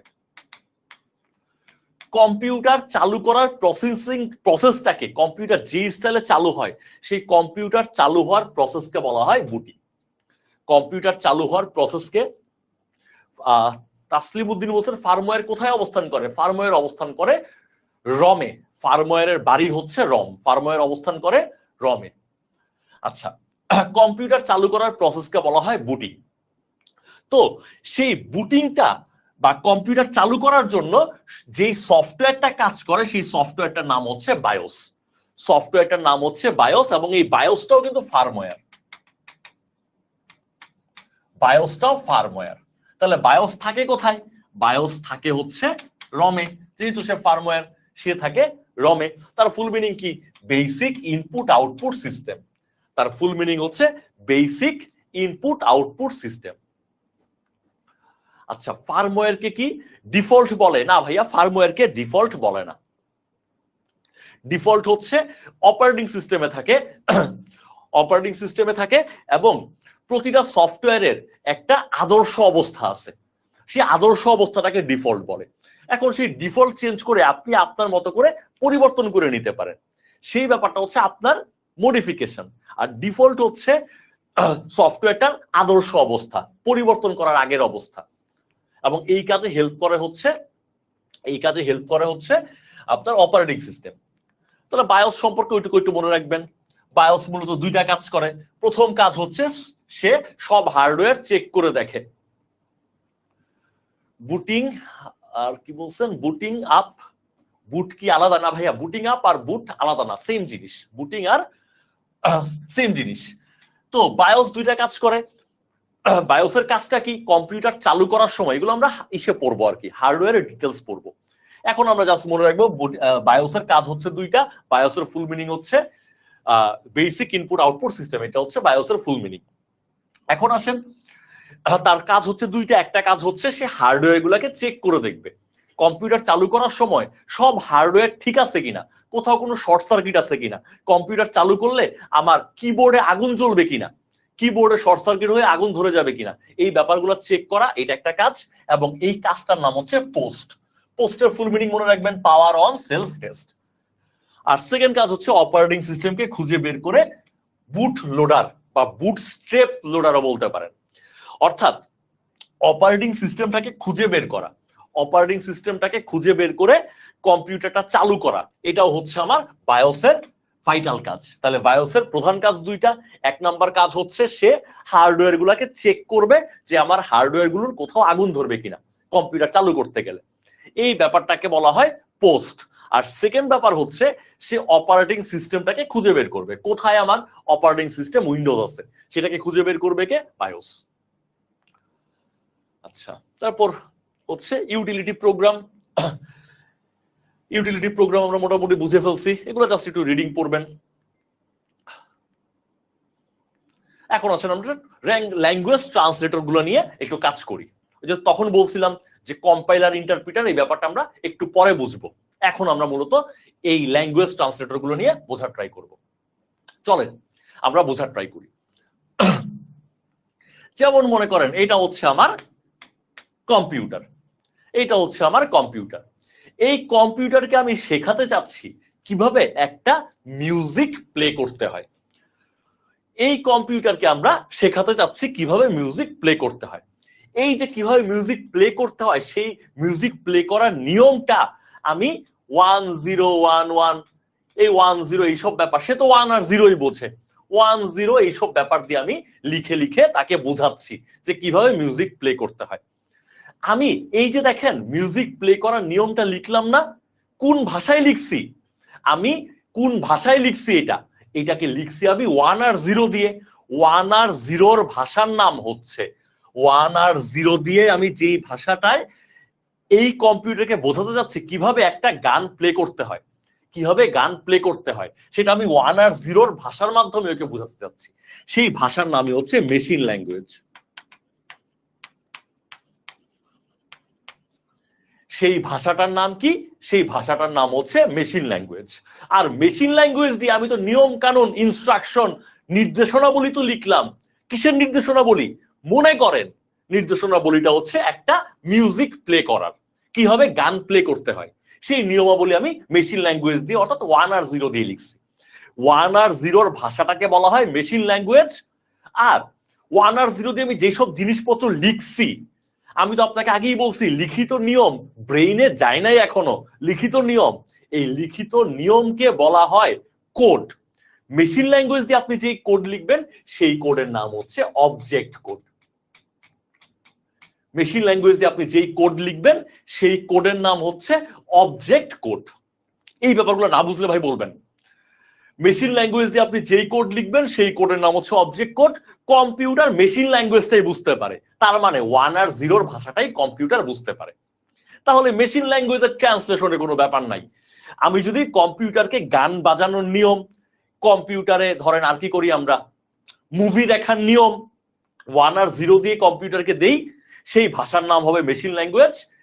সেই ভাষাটার মাধ্যমে আমি যে নিয়মটা লিখছি সেই নিয়মের নাম হচ্ছে অবজেক্ট কোড। সেটা তো কোডই, কিন্তু সেই কোডের নাম হচ্ছে অবজেক্ট কোড। আর অবজেক্ট কোডটা যখন কম্পিউটারের ব্রেইনের ভেতর ঢুকে যাবে, অবজেক্ট কোড যখন ব্রেইনে যাবে তখন তার নাম হচ্ছে প্রোগ্রাম। একাধিক প্রোগ্রাম যখন যাবে তখন তার নাম হচ্ছে সফটওয়্যার। তাহলে এইখানে আমার ট্রান্সলেশনের প্রয়োজন নাই, আমিও লিখছি মেশিন কোডে, কম্পিউটার ব্যাটাও মেশিন কোডই বোঝে, ট্রান্সলেশনের কোনো প্রয়োজন নাই। ভালো কথা। কিন্তু এই মেশিন ল্যাঙ্গুয়েজ বা 1-0 দিয়ে লেখা ল্যাঙ্গুয়েজ খুবই কঠিন, খুবই ডিফিকাল্ট, মানুষের জন্য কঠিন। যেই জিনিস কঠিন সেই জিনিস অল্প মানুষ পারে, বেশি মানুষ পারে না। প্রবলেম, তাহলে সেটাকে কি করতে হবে? ইজি করতে হবে। এই মেশিন ল্যাঙ্গুয়েজকে ইজি করে যেই ল্যাঙ্গুয়েজটা বানানো হয়েছে সেই ল্যাঙ্গুয়েজের নাম হচ্ছে অ্যাসেম্বলি ল্যাঙ্গুয়েজ। সেই ল্যাঙ্গুয়েজের নাম হচ্ছে অ্যাসেম্বলি ল্যাঙ্গুয়েজ। কেন বানানো হয়েছে? মেশিন ল্যাঙ্গুয়েজ তো ভাই কঠিন লাগে, মেশিন ল্যাঙ্গুয়েজ কঠিন লাগে, তাই এটাকে সহজ করে বানানো হয়েছে কি ল্যাঙ্গুয়েজ? Assembly language. কিন্তু প্রবলেম হইল অ্যাসেম্বলি ল্যাঙ্গুয়েজ তো মানুষ বোঝে না, সরি মানুষ বোঝে কিন্তু কম্পিউটার ব্যাটা তো বোঝে না। তাহলেই আমার এখন ট্রান্সলেটর দরকার হয়ে গেল। এই অ্যাসেম্বলি ল্যাঙ্গুয়েজকে বানাইতে হবে মেশিন ল্যাঙ্গুয়েজ। অ্যাসেম্বলি ল্যাঙ্গুয়েজকে মেশিন ল্যাঙ্গুয়েজ বানাবো, বানাইলে কম্পিউটার ব্যাটা বুঝবে। মানুষজন লিখবে অ্যাসেম্বলি ল্যাঙ্গুয়েজ, সেটাকে কনভার্ট করবে কিসে? মেশিন ল্যাঙ্গুয়েজে। মেশিন ল্যাঙ্গুয়েজ কম্পিউটার বুঝবে, সেই জন্যই দরকার হবে কাকে? ল্যাঙ্গুয়েজ ট্রান্সলেটরকে দরকার হবে। ওকে। আর অ্যাসেম্বলি ল্যাঙ্গুয়েজ দিয়ে আপনি যে নিয়ম কানুন লিখবেন সেই লিখা নিয়ম কানুন তো কোড, সেটা যখন প্রসেসরে যাবে তখন না সেটা প্রোগ্রাম হবে, সেটা তো আসলে কোড। অ্যাসেম্বলি ল্যাঙ্গুয়েজ দিয়ে লিখা কোডকে বলা হবে সোর্স কোড। অ্যাসেম্বলি ল্যাঙ্গুয়েজ দিয়ে লিখা কোডকে বলা হবে সোর্স কোড। কয়দিন পরে দেখা গেল কি অ্যাসেম্বলি ল্যাঙ্গুয়েজও কঠিন লাগে, অ্যাসেম্বলি ল্যাঙ্গুয়েজও কঠিন লাগে। তখন ওই অ্যাসেম্বলি ল্যাঙ্গুয়েজকে আরো ইজি করা হইলো। অ্যাসেম্বলি ল্যাঙ্গুয়েজকে ইজি করে যে ল্যাঙ্গুয়েজটা বানানো হইলো, আরো ইজি করা হইলো মানুষের জন্য। সেই ল্যাঙ্গুয়েজের নাম হচ্ছে হাই লেভেল ল্যাঙ্গুয়েজ। সেই ল্যাঙ্গুয়েজের নাম হাই লেভেল ল্যাঙ্গুয়েজ। আপনারা সবাই মোটামুটি সি প্রোগ্রামিং ল্যাঙ্গুয়েজ করছেন, আপনাকে কোশ্চেন করে সি প্রোগ্রামিং ল্যাঙ্গুয়েজ কেমন ল্যাঙ্গুয়েজ? সেটাও হচ্ছে হাই লেভেল ল্যাঙ্গুয়েজ।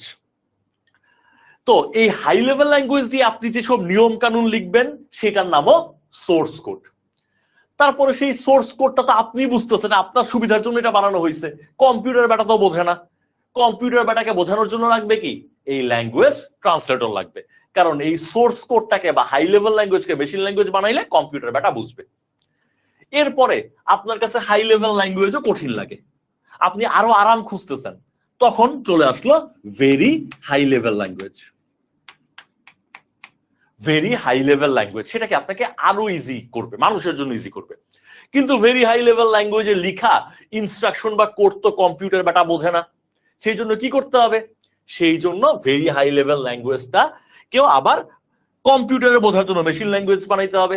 সেইটার নাম কি, এই language translator. Very high level language দিয়েও আপনি যেসব নিয়ম কানুন কোড লিখবেন, নির্দেশনা লিখবেন, তাকেও সোর্স কোড বলবেন।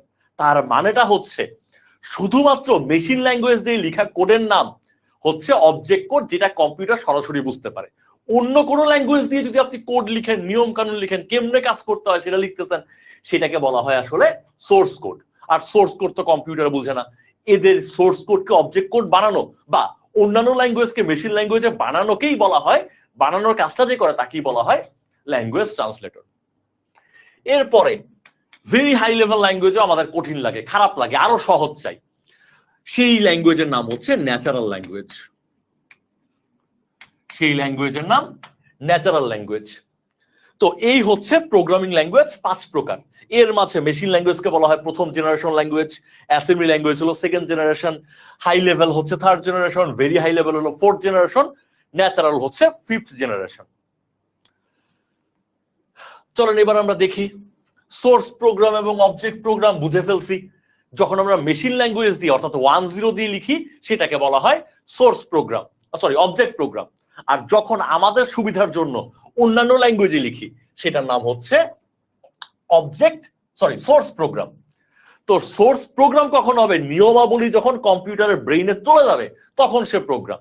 আর আমি যখন কাগজ কলমে লিখে রাখছি সেটা তখন আমি প্রসেসরের ভেতরে দেই নাই, তখন সেটা হচ্ছে কোড।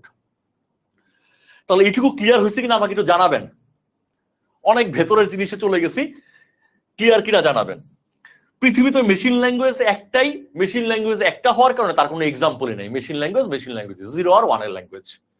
মেশিন ল্যাঙ্গুয়েজ থেকে ডেভেলপ করে মানুষের বোঝার উপযোগী করা হয়েছে প্রথম যেটা, সেটার নাম হচ্ছে অ্যাসেম্বলি ল্যাঙ্গুয়েজ। সেটা হচ্ছে second generation language, 2G language. Assembly ল্যাঙ্গুয়েজেরও এক্সাম্পল নাই, অ্যাসেম্বলি ল্যাঙ্গুয়েজও পৃথিবীতে একটাই।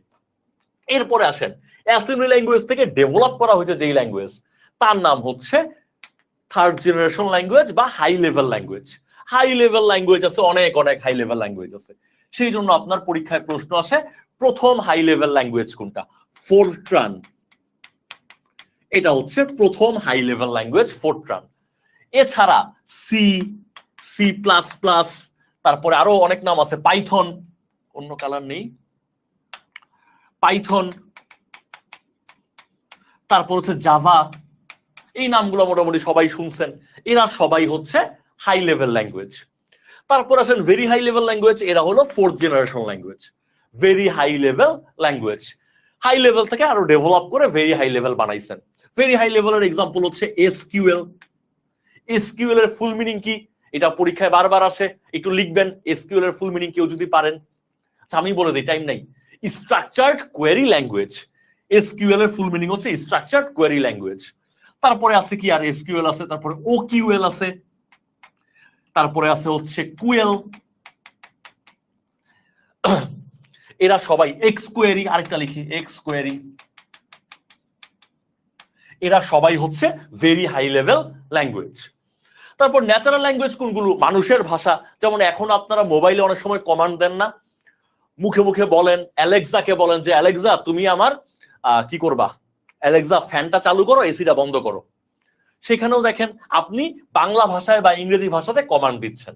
তাহলে মানুষের যে ভাষাগুলো আছে সেই ভাষাগুলোকে বলা হয় ন্যাচারাল ল্যাঙ্গুয়েজ।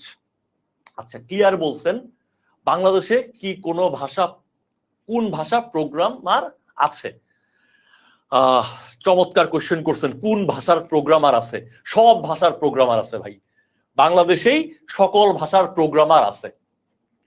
ঠিক আছে, আমাদের যখন একটা কোর্স ছিল থার্ড ইয়ারে মাইক্রো প্রসেসর ইন্টারফেসিং, সেইখানে আমরা মেশিন ল্যাঙ্গুয়েজ শিখছিলাম। তারপরে ভাই আপনিও শিখছেন হাই লেভেল ল্যাঙ্গুয়েজ, সেটা ছিল সি। সি তো আমাদের এইচএসসির কারিকুলামেই আছে। আমরা সেই মাইক্রোপ্রসেসর কোর্সটাতেই শিখছিলাম হচ্ছে অ্যাসেম্বলি ল্যাঙ্গুয়েজ। আমিই শিখছি, তাহলে আরো ভালো প্রোগ্রামার তো আছেই যারা অ্যাসেম্বলি ল্যাঙ্গুয়েজে প্রোগ্রাম লিখতে পারে, মেশিন ল্যাঙ্গুয়েজে প্রোগ্রাম লিখতে পারে। তারপরে হচ্ছে very high level language SQL, MySQL, এগুলো নিয়ে ডাটাবেজের কাজ করে, সবগুলোই বাংলাদেশে আছে। এরপর আসেন আগাই আমরা, এগুলো সব মোটামুটি বলে ফেলছি। আচ্ছা, এখন আসেন ট্রান্সলেটর 3 প্রকার। কোন 3 প্রকার ট্রান্সলেটর?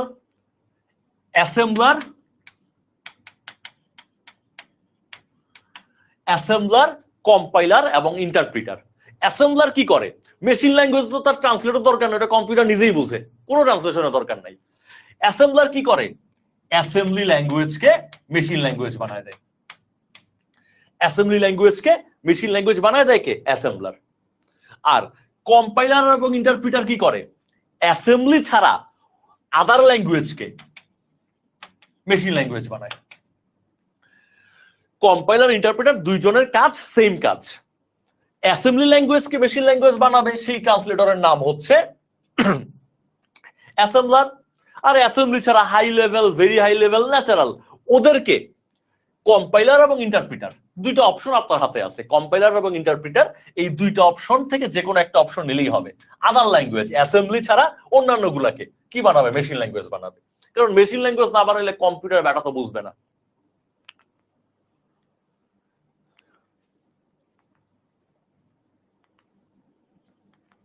এগুলো জাস্ট একটু রিডিং পড়বেন।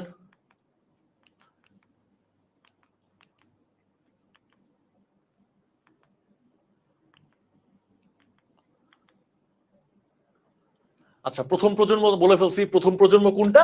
Machine language. সেকেন্ড প্রজন্ম, এখানে সালগুলা দিয়ে দিছে। প্রথম প্রজন্ম হচ্ছে মেশিন ল্যাঙ্গুয়েজ, সেকেন্ড প্রজন্ম হচ্ছে অ্যাসেম্বলি ল্যাঙ্গুয়েজ, থার্ড প্রজন্ম হচ্ছে হাই লেভেল, ফোর্থ প্রজন্ম হচ্ছে ভেরি হাই লেভেল, আর ফিফথ প্রজন্ম হচ্ছে ন্যাচারাল ল্যাঙ্গুয়েজ। এখানে হালকা পাতলা লেখা আছে, এগুলো একটু জাস্ট রিডিং পড়বেন, রিডিং পড়লেই হবে। ফোর্থ টার্মটা একটু খেয়াল রাখবেন, এটা কিন্তু প্রিভিয়াস ইয়ার কোশ্চেন, যদিও ব্যাংকের কোশ্চেন। ফোর্থ টার্মের ফুল মিনিং হচ্ছে ফর্মুলা ট্রান্সলেশন, এটা একটু রিডিং পড়তে হবে। আর ফর্মুলা ট্রান্সলেশন এটা কিন্তু প্রিভিয়াস ইয়ার কোশ্চেন। আর ফোর্থ টার্ম হচ্ছে প্রথম প্রোগ্রামিং, প্রথম প্রোগ্রামিং ল্যাঙ্গুয়েজ না, প্রথম high level programming language. High level language হচ্ছে প্রথম, হাই লেভেল ল্যাঙ্গুয়েজ হচ্ছে ফোর্থ টার্ম। তারপর হচ্ছে অ্যালগোটা একটু খেয়াল রাখবেন, অ্যালগোর ফুল মিনিং হচ্ছে অ্যারিথমেটিক অ্যালগোরিদমিক ল্যাঙ্গুয়েজ, এইটুকু মনে রাখলেই চলবে। কোবল এটা খেয়াল রাখবেন, এটাও কিন্তু ব্যাংকের কোশ্চেন। ব্যবসায়িক কাজ, ব্যবসায়িক কাজে কোন প্রোগ্রামিং ল্যাঙ্গুয়েজ ব্যবহার করা হয়? আনসার হচ্ছে কোবল। তারপরে কোবলের ফুল মিনিং কি?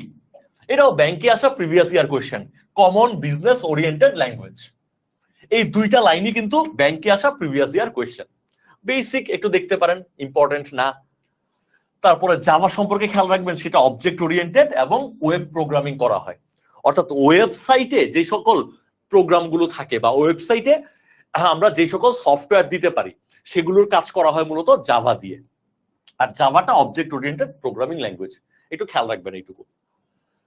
তারপর ভেরি হাই লেভেল ল্যাঙ্গুয়েজ, একটু নামগুলো মনে রাখবেন, এসকিউএল, নোমাড, ফোকাস, ইন্টিলেক্ট, আমি কয়েকটা বলছিলাম, এগুলো একটু খেয়াল রাখেন, ওকিউএল, তারপরে হচ্ছে এক্সকোয়েরি, কুয়েল, এই এক্সাম্পল গুলো মনে রাখবেন, তাইলেই হবে। তারপরে হচ্ছে প্রোগ্রামিং রচনার ধাপ কয়টি, এটা জাস্ট খেয়াল রাখবেন। অ্যালগোরিদম প্রথমে করতে হবে, ফ্লোচার্ট করতে হবে, কোডিং করতে হবে, ডিবাগিং করতে হবে। অ্যালগোরিদম মানে আমি কোন লজিকে কাজটা করব, লজিকটা ডেভেলপ করা হচ্ছে অ্যালগোরিদম। তারপর সেই লজিকটাকে যখন আমি গ্রাফের মাধ্যমে, গ্রাফটা কি বলে এটাকে, বক্স করে করে দেখাবো, নির্দিষ্ট চিহ্ন ব্যবহার করে বক্স করে করে দেখাবো, সেটাকে বলে ফ্লোচার্ট। তারপর হচ্ছে কোডিং, আমি যখন সেটাকে লিখবো প্রোগ্রামিং ল্যাঙ্গুয়েজ দিয়ে তখন সেটাকে বলা হয় কোডিং। যদি আমি এটাকে লিখি মেশিন ল্যাঙ্গুয়েজে তাহলে এই কোডিংটার নাম হবে সোর্স অবজেক্ট কোড। আর আমি যদি অন্য কোনো ল্যাঙ্গুয়েজ দিয়ে লিখি তখন এটার নাম হবে সোর্স কোড। আর ডিবাগিং মানে হচ্ছে সফটওয়্যারে যদি কোনো ভুল হয় সেই ভুলকে দূর করাকে বলা হয় ডিবাগিং। আর সফটওয়্যারের ভুলকে বলা হয় বাগ, সফটওয়্যারের ভুলকে বলা হয় বাগ, আর ভুল দূর করাকে বলা হয় ডিবাগিং। তাহলে একটা প্রোগ্রাম তৈরি করার ধাপ হচ্ছে 4টা। কি কি ধাপ? অ্যালগোরিদম, ফ্লোচার্ট, কোডিং আর ডিবাগিং। এগুলোর বেশি ডিটেলসে যাওয়ার প্রয়োজন নাই। তারপর ডিভাইস ড্রাইভার, আপনারা বুঝতেছেন কি একটু জানাবেন, কোনো কোয়েশ্চেন থাকলে ভাই জানাবেন। তো ডিভাইস ড্রাইভার কি? যেই সফটওয়্যার গুলো ডিভাইসকে ড্রাইভ করে। যেমন ক্যামেরা, আপনার মোবাইলে যত দামি ক্যামেরাই হোক না কেন, ওই ক্যামেরা চলবে না যদি ওই মোবাইলটার ভেতরে এরকম একটা সফটওয়্যার না থাকে। সেই সফটওয়্যারে ক্লিক করলে তখন চলবে আর কি, ক্যামেরাটা চলবে। আপনার প্রিন্টার যত দামি হোক না কেন, আপনি কম্পিউটারের সাথে প্রিন্টার লাগাই দিচ্ছেন, প্রিন্টার কিন্তু চলবে না। আপনাকে একটা সফটওয়্যার ইনস্টল করতে হবে। সেই সফটওয়্যার কি করবে? আপনার ডিভাইসকে চালাবে। সেই সফটওয়্যার গুলোকে বলা হয় ডিভাইস ড্রাইভার। আচ্ছা, এখন আসেন আমরা কয়েকটা কোয়েশ্চেন দেখলে আর টাইম মনে হয় হবে না, আমরা একটু আগে যাই, টপিকস গুলো শেষ করি, পরে আমরা কোয়েশ্চেন দেখব।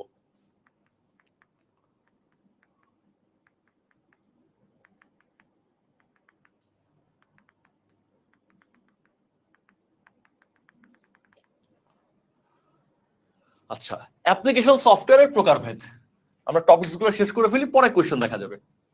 অ্যাপ্লিকেশন সফটওয়্যার গুলোকে আপনি দুই ভাগে ভাগ করতে পারেন। প্রথমটা হচ্ছে জেনারেল পারপাস সফটওয়্যার, সেকেন্ডটা হচ্ছে স্পেশাল পারপাস সফটওয়্যার। আচ্ছা, আরো নাম আছে, আমি নামগুলো লিখে দিই। জেনারেল পারপাস সফটওয়্যারকে আপনি বলতে পারেন, আচ্ছা ইকবাল জিজ্ঞেস করছেন সুফিয়া কোন প্রজন্মের? ভাইয়া সুফিয়া একটা রোবটের নাম, সোফিয়া রোবটের নাম, সে কোন প্রজন্মের হবে? সে একটা রোবট। আমরা তো ভাইয়া প্রজন্ম পড়তেছি প্রোগ্রামিং ল্যাঙ্গুয়েজের, তাই না? সোফিয়া তো প্রোগ্রামিং ল্যাঙ্গুয়েজই না, তাহলে তার প্রজন্ম তো এখানে অপ্রাসঙ্গিক। সোফিয়া যদি প্রোগ্রামিং ল্যাঙ্গুয়েজ হতো তাহলে সে প্রজন্ম হইতো। এখন আসেন, সফটওয়্যারকে কি ধরনের সমস্যা দিচ্ছেন ব্যবহারকারী, সমস্যার উপর বেস করে দুই ভাগে ভাগ করা যায়। একটা হচ্ছে জেনারেল পারপাস সফটওয়্যার, আরেকটা হচ্ছে special purpose software. General purpose সফটওয়্যারের আরেকটা নাম হচ্ছে প্যাকেজ সফটওয়্যার, ডিফারেন্ট নামে আসতে পারে। প্যাকেজ সফটওয়্যার তার অপর নাম। তার আরেকটা নাম হচ্ছে horizontal market software. Horizontal market software, এটা হচ্ছে জেনারেল পারপাস সফটওয়্যারের কয়েকটা নাম। আর স্পেশাল পারপাস সফটওয়্যারের কয়েকটা নাম আছে। স্পেশাল পারপাস সফটওয়্যার তার নাম কাস্টমাইজড সফটওয়্যার, এটা হচ্ছে তার আরেকটা নাম। আর vertical market software, vertical market সফটওয়্যারও তারই একটা নাম। এখন কোনটা কি? জেনারেল পারপাস সফটওয়্যার হচ্ছে যেই সফটওয়্যার কোনো স্পেসিফিক ব্যক্তিকে টার্গেট করে বানানো হয় না, তার নাম হচ্ছে জেনারেল পারপাস সফটওয়্যার। যেমন মাইক্রোসফট ওয়ার্ড, এটা কি কোনো ব্যক্তির জন্য বানানো হয়েছে? না, যার প্রয়োজন সেই ব্যবহার করবে। তাহলে কোনো ব্যক্তির জন্য বা প্রতিষ্ঠানের জন্য যদি বানানো না হয়, সেই সফটওয়্যারের নাম হচ্ছে জেনারেল পারপাস সফটওয়্যার। আর যদি কোনো সফটওয়্যার কোনো ব্যক্তির জন্য বানানো হয় বা কোনো প্রতিষ্ঠানের জন্য বানানো হয়, তখন তার নাম হচ্ছে স্পেশাল পারপাস সফটওয়্যার বা কাস্টমাইজ সফটওয়্যার বা ভার্টিক্যাল সফটওয়্যার। যেমন আপনি এখন যে সফটওয়্যারের ক্লাস দেখতে পাচ্ছেন, সেটা শুধুমাত্র 10 মিনিট স্কুল এবং তার স্টুডেন্টদের জন্য বানানো হয়েছে। 10 মিনিট স্কুল নামের প্রতিষ্ঠানের জন্য বানানো হয়েছে। তাহলে এই সফটওয়্যারটা কেমন? এটা হচ্ছে স্পেশাল পারপাস সফটওয়্যার। আপনি যদি স্বপ্ন বা আগোরা বা এই ধরনের সুপার শপে যান, দেখবেন তারা নিজস্ব সফটওয়্যার ব্যবহার করে, শুধু তাদের জন্য সেটা বানানো হয়েছে, যার ইচ্ছা সে ব্যবহার করতে পারবে না। সেটা কেমন সফটওয়্যার? Special purpose software. আপনি দেখবেন বিভিন্ন প্রতিষ্ঠানের এইচআর পেরোল সফটওয়্যার থাকে, কে কখন প্রেজেন্ট হচ্ছে সেটা সে দেখতে পায়, কার স্যালারি কোন তারিখে হবে, কার ইনক্রিমেন্ট কোন তারিখে হবে, সেই সফটওয়্যারের ভেতরে থাকে। সেই সফটওয়্যারটা বানানো হয়েছে শুধুমাত্র সেই প্রতিষ্ঠানের জন্য। সেই সফটওয়্যার গুলাকে বলা হয় স্পেশাল পারপাস সফটওয়্যার বা কাস্টমাইজ সফটওয়্যার বা ভার্টিক্যাল মার্কেট সফটওয়্যার। আবার যদি বলেন ফটোশপ কেমন সফটওয়্যার? ফটোশপ তো ভাই আমাকে টার্গেট করে বানানো হয়নি বা 10 মিনিট স্কুলকে টার্গেট করে বানানো হয়নি, যার দরকার সে ব্যবহার করবে। কারো কোনো ব্যক্তি বা বস্তুকে, ব্যক্তি বা প্রতিষ্ঠানকে টার্গেট করে না বানাইলে সেটার নাম হচ্ছে জেনারেল পারপাস বা প্যাকেজ বা হরাইজন্টাল মার্কেট সফটওয়্যার। আর যদি কোনো ব্যক্তি বা প্রতিষ্ঠানের জন্য টার্গেট করে বানানো হয়, সেটার নাম হচ্ছে স্পেশাল পারপাস সফটওয়্যার বা কাস্টমাইজ সফটওয়্যার বা ভার্টিক্যাল মার্কেট সফটওয়্যার। ক্লিয়ার হয়েছে কিনা ভাই একটু বলবেন। আমি আগাচ্ছি। জেনারেল পারপাসের এক্সাম্পল দেয়া আছে, তারপরে হচ্ছে এক্সাম্পল গুলো একটু দেখবেন।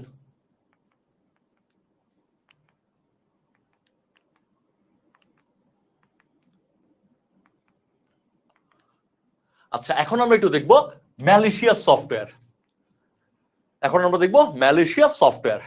তো কোনো কোশ্চেন থাকলে ভাই কমেন্টে জানাই দিয়েন, আমাদের টাইমও খুবই অল্প এখন। আমরা দেখবো ম্যালিশিয়াস সফটওয়্যার। যেই সফটওয়্যারগুলো আমাদের ক্ষতি করে তাদেরকে বলা হয় ম্যালিশিয়াস সফটওয়্যার। তো ম্যালিশিয়াস সফটওয়্যার অনেক রকম হয়, আমরা এখানে সাধারণত বলতেছি 3 প্রকার, বাট অনেক প্রকার, এখন অনেক ভেরিয়েশন চলে আসছে। কি কি প্রকার ভেদ আছে কয়েকটা দেখি আসেন। ভাইরাস, ভাইরাসের ফুল মিনিং একটু খেয়াল রাখবেন। Vital information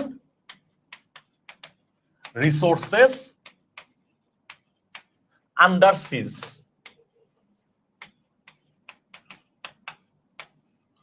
vital information resources under সিজ, এটা হচ্ছে আপনার ভাইরাসের ফুল মিনিং।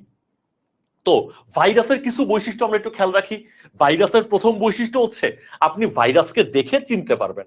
আপনার কম্পিউটারে যদি একটা ভাইরাস ঢোকে আপনি দেখে চিনতে পারবেন যে একটা ভাইরাস আসছে। সেকেন্ড সবচেয়ে ইম্পর্টেন্ট ব্যাপার হচ্ছে ভাইরাসে যদি আপনি ক্লিক করেন, ক্লিক করলে সে অ্যাটাক করবে, ক্লিক না করলে সে আপনার কম্পিউটারে অ্যাটাক করতে পারবে না। তাহলে ভাইরাসের ইম্পর্টেন্ট পয়েন্ট কি? তাকে আইডেন্টিফাই করা যায়, আইডেন্টিফাই করা যায়, দেখে চেনা যায় যে এটা ভাইরাস আমার ক্ষতি করতে আসছে। সেকেন্ড ব্যাপার হচ্ছে তাকে ক্লিক করলে সে অ্যাটাক করবে, ক্লিক না করলে সে অ্যাটাক করবে না। আপনার কম্পিউটারে ভাইরাস ঢুকছে, আপনি ক্লিক করেন নাই ভাইরাসের উপরে, আপনার কম্পিউটারে অ্যাটাক হবে না। এটা হচ্ছে ভাইরাসের প্রথম বৈশিষ্ট্য। সেকেন্ড বৈশিষ্ট্য হচ্ছে ওর্মস। এই ওর্মসটা এটা আসছিল হচ্ছে আপনার 43তম বিসিএস প্রিলিতে, ওর্মস থেকে কোশ্চেন আসছিল। ওর্মসের বৈশিষ্ট্য কি? এইটাকে আপনি আইডেন্টিফাই করতে পারবেন, আপনি দেখে চিনতে পারবেন আপনার কম্পিউটারে ক্ষতিকর ম্যালিশিয়াস সফটওয়্যার আসছে, আইডেন্টিফাই করতে পারবেন। বাট উইদাউট ক্লিকেই সে অ্যাটাক করে বসবে। আপনি ওর্মসে ক্লিক করেন নাই কিন্তু সে আপনাকে অ্যাটাক করে বসবে। তাহলে দেখেন ভাইরাসের চেয়ে কিন্তু ওর্মস বেশি ক্ষতিকর, ভাইরাসের চেয়ে ওর্মস বেশি ক্ষতিকর। কারণ দেখেন ভাইরাসে আপনি ক্লিক না করলে সে অ্যাটাক করতে পারবে না, কিন্তু ওর্মস ক্লিক না করলেও সে অ্যাটাক করবে। এইবার আসেন ট্রোজান হর্সের কাছে। ট্রোজান হর্সের ব্যাপারটা হচ্ছে তাকে আপনি দেখে চিনতে পারবেন না, সে আসবে ছদ্মবেশে, ক্যামোফ্লেজ নিয়ে আসবে, ছদ্মবেশ নিয়ে আসবে, তার মানে তাকে আইডেন্টিফাই করা যায় না।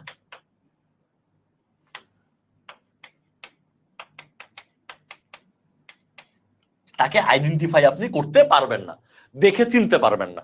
তবে ক্লিক করলে সে অ্যাটাক করবে। আপনি না বুঝে যদি সেখানে ক্লিক করে বসেন, ক্লিক করলে সে অ্যাটাক করবে।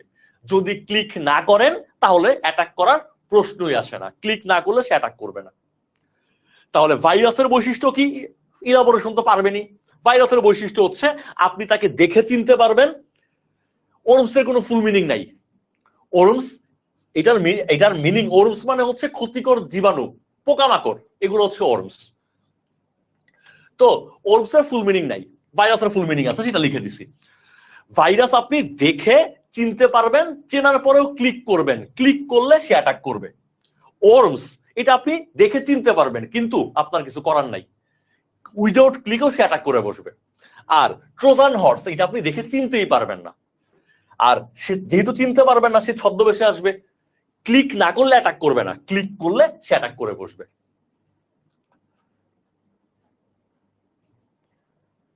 আচ্ছা, তারপরে আসি আরো কিছু ভাইরাসের নাম। অনেক রকমের ভাইরাস আছে, কিছু ভাইরাসের নাম, ইম্পর্টেন্ট ভাইরাসের নাম দেখতে হবে। ক্রিপার, সিআইএইচ বা চেরনিবল, তারপর হচ্ছে কুফেইস, ফানলাভ, তারপর হচ্ছে ফ্লিকার, তারপর হচ্ছে মিলেনিয়াম বাগ, যেটা আরেকটা নাম, এটা ইম্পর্টেন্ট, Y2K, এখান থেকে কোশ্চেন আসতে পারে। এটা 2000 সালে অ্যাটাক করছিল। ব্রেইন, আরো আছে যেমন আই লাভ ইউ, এটাও কিন্তু ভাইরাসের নাম। আই হেট ইউ, এগুলো হচ্ছে ভাইরাসের নাম, কিছু ভাইরাসের নাম এখানে দিয়ে দিছে। আচ্ছা, আনঅথরাইজড লিংকে ক্লিক করলে কোনটা আসে, ভাইরাস না ওর্মস? আচ্ছা, আনঅথরাইজড ক্লিক করলে, আনঅথরাইজড কোনো লিংকে ক্লিক করলে অনেক কিছু হইতে পারে, সেটা হইতে পারে ভাইরাস, সেটা হইতে পারে ওর্মস। ক্লিক করলে যদি অ্যাটাক করে তাহলে সেটা ভাইরাস, ক্লিক ছাড়াই যদি ওই লিংক কাজ করা শুরু করে তাহলে সেটা ওরমস। এছাড়াও সেটা আরো অনেক ব্যাপার হইতে পারে। সেটা হতে পারে আপনার কি বলে এটাকে, ভুলে গেলাম তো, আরো অনেকগুলো ব্যাপার আছে এখানে। আনঅথরাইজড ক্লিকে অনেক কিছুই হইতে পারে, তার মধ্যে ভাইরাল সোর্সের দুইটাই হওয়া পসিবল। আচ্ছা, তারপর আসেন কিছু অ্যান্টিভাইরাস, যে সফটওয়্যার গুলো আমাদেরকে এই ভাইরাস থেকে প্রোটেকশন দিবে, ম্যালেশিয়াস সফটওয়্যার থেকে প্রোটেকশন দিবে, তাদেরকেই বলা হয় অ্যান্টিভাইরাস। যেমন নর্টন একটা অ্যান্টিভাইরাস, ম্যাকএফে একটা অ্যান্টিভাইরাস, এভিজি, এভাস্ট, ক্যাসপারস্কি, এরা সবাই অ্যান্টিভাইরাস। কিন্তু সবচেয়ে ইম্পর্টেন্ট হচ্ছে, এগুলো সবার নামে আমরা মোটামুটি জানি, কোবরা হচ্ছে বাংলাদেশের উদ্ভাবিত অ্যান্টিভাইরাস, এইটা একটু খেয়াল রাখতে হবে। তারপর হচ্ছে ফায়ারওয়াল। আমাদের কম্পিউটারে, আমাদের এই হচ্ছে আমাদের কম্পিউটার, আমার এই কম্পিউটারে আনঅথরাইজড কেউ যাতে প্রবেশ করতে না পারে, আনঅথরাইজড কেউ যাতে প্রবেশ করতে না পারে, সেই জন্য আমাদের এই কম্পিউটার আর নেটওয়ার্ক বা ইন্টারনেট এর মাঝখানে আমরা যা ইউজ করব তার নাম হচ্ছে ফায়ারওয়াল। ফায়ারওয়াল হতে পারে সফটওয়্যার, হতে পারে সে হার্ডওয়্যার। তাহলে ফায়ারওয়াল সফটওয়্যারও হতে পারে, হার্ডওয়্যারও হতে পারে। এখান থেকে কিন্তু কোশ্চেন আসছিল একবার যে ফায়ারওয়াল কি। 1 নম্বর অপশন হচ্ছে সফটওয়্যার, 2 নম্বর অপশন হচ্ছে হার্ডওয়্যার, 3 নম্বর অপশন হচ্ছে বোথ এ এন্ড বি, 4 নম্বর অপশন নান অফ দিস, ব্যাংকের কোশ্চেন যদিও। তাহলে ফায়ারওয়াল সফটওয়্যারও হইতে পারে, হার্ডওয়্যারও হইতে পারে, দুইটা সমন্বয় হইতে পারে। সে কি করবে, আপনার কম্পিউটারে আনঅথরাইজড যদি কেউ প্রবেশ করতে চায় তাকে আটকে দিবে, এটার নাম হচ্ছে ফায়ারওয়াল। ফার্মওয়্যার আর ফায়ারওয়াল কিন্তু সেম না, খেয়াল রাখেন, আমরা অনেক সময় মনোযোগ দেই না, ফার্মওয়্যার ফায়ারওয়াল মিশায় ফেলি, কাছাকাছি শব্দ যদি। আচ্ছা, এখন হচ্ছে কিছু কোশ্চেন আছে। আচ্ছা যাক, এই কোশ্চেন গুলোর আগে আপনাদের কোশ্চেন নেই, কোনো কোশ্চেন থাকলে ভাই বলে ফেলে, তারপর আমরা কিছু দেখি, আগের এমসিকিউ গুলো দেখি, প্রিভিয়াস ইয়ারের কিছু ব্যাংক, বিসিএস, অন্যান্য পরীক্ষা থেকে নেওয়া কোশ্চেন। এখন আমাকে আপনাদের কোনো কোশ্চেন থাকলে সেটা বলেন, কোনো কোশ্চেন থাকলে সেটা বলেন। আর এগুলোর উত্তর দিতে থাকেন in the mean time. Question থাকলে কমেন্টে কোশ্চেন করতে থাকেন। যে প্রারম্ভিক প্রোগ্রাম স্টোর করার জন্য রম লাগে সেটাকে কি বলা হয়? সেটাকে বলা হয় বুটস্ট্র্যাপ লোডার। এই ব্যাপারটা আমি একটু বুঝাই দেই। এই হচ্ছে আপনার রম, এইখানে থাকে বায়োস, রমে থাকে বায়োস, এই হচ্ছে আমার প্রসেসর। তো এই বায়োসটাকে আমরা যে প্রসেসরে নিয়ে যাব, বায়োসকে প্রসেসরে নিয়ে যাওয়ার প্রসেসটাকে বলা হয় এই বুটস্ট্র্যাপ লোডার বা বুট লোডারও বলে। বুটস্ট্র্যাপ লোডারও থাকতে পারে অপশনে, বুট লোডারও থাকতে পারে।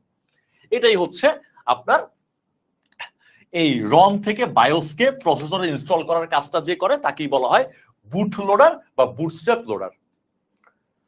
আচ্ছা, আপনাদের কোশ্চেন থাকলে ভাই করে ফেলেন, আমরা জাস্ট এমসিকিউ গুলোতে একটু আগাচ্ছি in the mean time. From what location are fast computer instruction available to boot up? কোন লোকেশন থেকে এই বুট করা কম্পিউটার ইনস্টল করাকে লোড করবে? অলরেডি আপনি এই আনসার পেয়ে গেছেন, রম থেকে সে বায়োসকে লোড করবে, এটা পেয়ে গেছেন, আনসারও দিচ্ছেন। ওকে, আর ক্লাসের কোনো কোশ্চেন যদি থাকে ক্লাসের উপরে সেটা একটু করে ফেলতে পারেন। After booting process which executed file, which file automatic কি লিখছে এক্সিকিউটেড অটোমেটিক্যালি, কোন ফাইলটা অটোমেটিক্যালি এক্সিকিউট হবে, এটা একটু মুখস্থ রাখতে হবে। অটো এক্সিকিউট নাম শুনে বোঝা যায়, অটো এক্সিকিউট। আচ্ছা, কোশ্চেন পাচ্ছি, বায়োস যদি ওএস কে খোঁজে নেয় তাহলে বায়োসকে কে চালায়? আচ্ছা, বায়োসকে চালায় হচ্ছে ফার্মওয়্যার। প্রসেসর যখন আপনি চালু করবেন, প্রসেসর চালু করলে ফার্মওয়্যারের ভেতরে পুরো বুটিং সফটওয়্যারটা থাকে, সেই বুটিং সফটওয়্যারটার একটা অংশ হচ্ছে বায়োস। সেই বায়োসটা ফার্স্টে লোড হয় কোথায়? বায়োসটা ফার্স্টে লোড হয় হচ্ছে প্রসেসরে। তো প্রসেসরে সেটা লোড হওয়ার পরে প্রসেসর তো পাওয়ার পেয়ে গেছে, সে তখন প্রথম কাজ যেটা করে সেটা হচ্ছে পোস্ট, অর্থাৎ তার সাথে কানেক্টেড যারা আছে তাদের কারো, প্রসেসরের সাথে কানেক্টেড যারা আছে তারা সবাই পাওয়ার নেওয়ার মতো যোগ্য কিনা সেটাকে বলা হয় পোস্ট। পোস্ট করার পরে তখন সে অপারেটিং সিস্টেমকে লোড করে, তখন অপারেটিং সিস্টেমকে লোড করে। অপারেটিং সিস্টেম কোথায় থাকে? অপারেটিং সিস্টেমের বাসা হচ্ছে হার্ড ড্রাইভে, সেখান থেকে সে সেটাকে লোড করবে। তারপরে আর কোনো কোশ্চেন থাকলে বলে ফেলেন। Which one of the following is the most important part of a computer? কম্পিউটারের মোস্ট ইম্পর্টেন্ট পার্ট কোনটা? এটা আশা করি সবাই পারবেন। সফটওয়্যার। তারপরের কোশ্চেন, মুক্ত সফটওয়্যার ফাংশনের প্রতিষ্ঠাতা কে, বা ওপেন সোর্স সফটওয়্যারের প্রতিষ্ঠাতা কে? এখন এই টাইপের কোশ্চেন কম আসে, এখন হচ্ছে লজিক্যাল কোশ্চেন গুলো বেশি আসে, ভেতরের ওয়ার্কিং প্রিন্সিপাল থেকে কোশ্চেন গুলো বেশি আসে।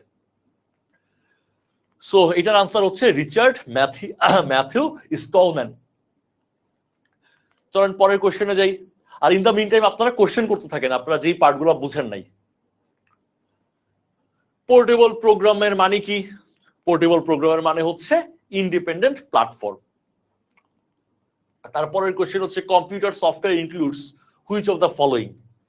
কম্পিউটার সফটওয়্যারে কোন ফলোইংটা থাকে? আচ্ছা কোশ্চেন পাইছি আবার, কি লিখছেন? ফেয়ারওয়্যার কি হবে? ক্ষতিকর ব্যক্তিকে শনাক্ত করে। ফায়ার, আচ্ছা ফায়ার ওয়াল ক্ষতিকর ব্যক্তিকে না, ক্ষতিকর মানে ক্ষতিকর না, ব্যাপারটা হচ্ছে কি আনঅথরাইজড এক্সেস কে শনাক্ত করে হচ্ছে ফায়ার ওয়াল। কিভাবে করে সেটা ভাই আমাদের লাগবে না, আমাদের লাগবে জাস্ট সে শনাক্ত করে। কিভাবে করে ভাই সেটা জানতে হলে আপনাকে প্রকৌশলী হইতে হবে। আমরা তো এখন ভাই প্রকৌশলী হইতে চাই না, আমরা এখন চাই হতে, বিসিএস ক্যাডার হতে।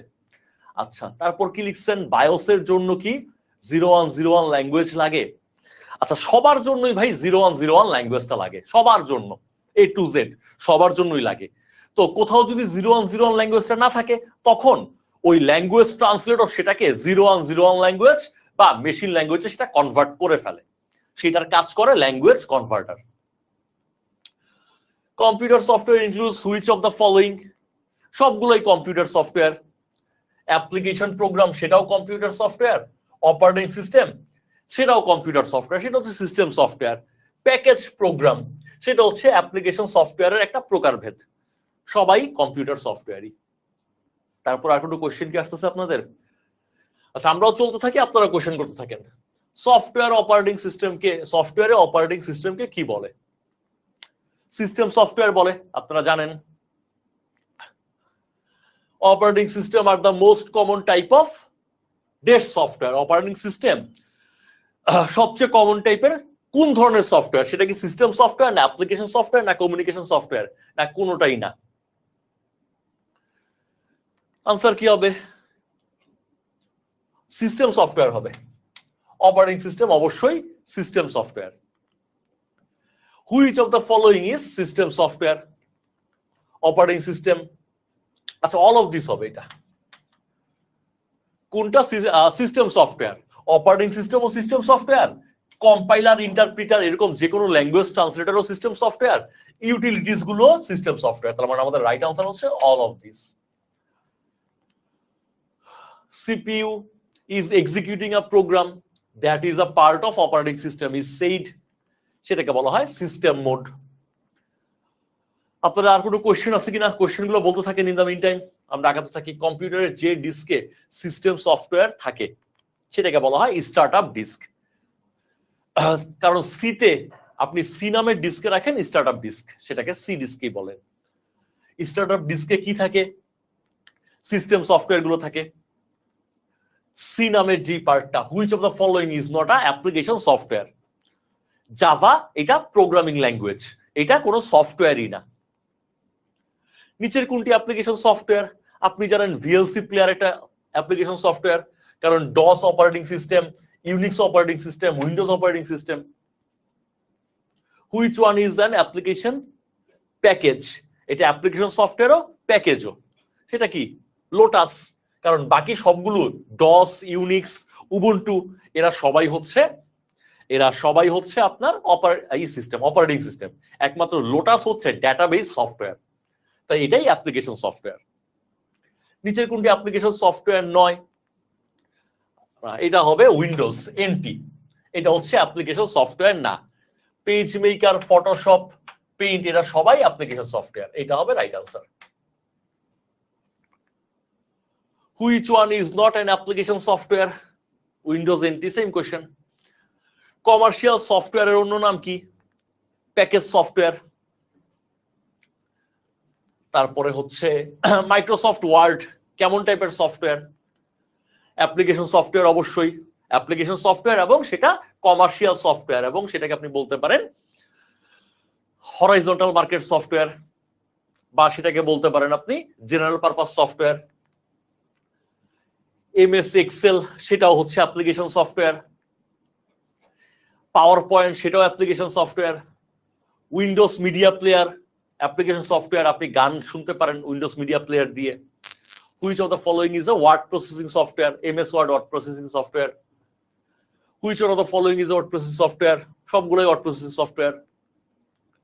Which package are used for word processing? এগুলো ওয়ার্ড প্রসেসিং এর জন্য ইউজ করেন, এগুলো জাস্ট খেয়াল রাখতে হবে আপনাকে। ওয়ার্ড প্রসেসিং নয়, ওয়ার্ড প্রসেসর। তো এই ছিল আমাদের মোটামুটি লেকচার। তো আপনাদের যদি আর কোনো কোয়েশ্চেন না থাকে তাহলে আমরা শেষ করতে পারি। যদি কোনো কোয়েশ্চেন থাকে করতে পারেন, আদারওয়াইজ আমরা ক্লাসটা শেষ করে ফেলতে পারি। আর আপনাদের যে কোনো কোয়েশ্চেন থাকলে বা কোনো মতামত থাকলে 16910 এই নাম্বারে কল করবেন।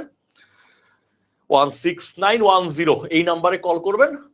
আর হচ্ছে ফেসবুকে আমি একটা পোস্ট দিয়ে দিব না, আপনাদের যে কমন গ্রুপটা আছে সেখানে আপনারা একটু কমেন্টে জানাই দিন যে যদি পড়ার সময় যদি কোনো প্রবলেম ফেস করেন। আজকে আর পোস্টটা দিব না, আগামীকাল ইনশাল্লাহ পোস্টটা দিব, আপনারা কমেন্টে জানাই দিন। তাহলে আপনাদের আর কোনো কোয়েশ্চেন আছে কিনা? আচ্ছা, ফারজানা সাব্বির জিজ্ঞেস করছেন বুটিং বলতে কি পাওয়ার সাপ্লাই বোঝায়? জি না ভাইয়া, বুটিং বলতে পাওয়ার সাপ্লাই বোঝায় না। বুটিং হচ্ছে কম্পিউটার চালু করার সামগ্রিক প্রক্রিয়া। কম্পিউটার চালু করার পুরো প্রক্রিয়াটাকে বলা হয় বুটিং। তো তার প্রথম কাজ হচ্ছে প্রসেসরে পাওয়ার সাপ্লাই দেওয়া। দ্বিতীয় কাজ হচ্ছে, প্রথম কাজ তো প্রসেসরে পাওয়ার সাপ্লাই দেওয়া, দ্বিতীয় কাজ হচ্ছে বায়োস নামের সফটওয়্যারটাকে ইনস্টল করা। থার্ড কাজ হচ্ছে বায়োসেরই কাজ পোস্ট করা। ফোর্থ কাজ হচ্ছে বায়োসেরই কাজ অপারেটিং সিস্টেমকে বা ওএস কে ইনস্টল করা। এই পুরো প্রসেসের নাম হচ্ছে বুটিং। ওকে, আর কোনো কোয়েশ্চেন না থাকলে আমরা ক্লাসটা শেষ করব। থ্যাংক ইউ জানাই দিচ্ছেন মাকসুদা জাহান, আপনাকেও থ্যাংক ইউ, ইকবালকেও thank you. Okay, thank you জানাই দিচ্ছেন, মানে ক্লাস শেষ। সবাইকেই ধন্যবাদ।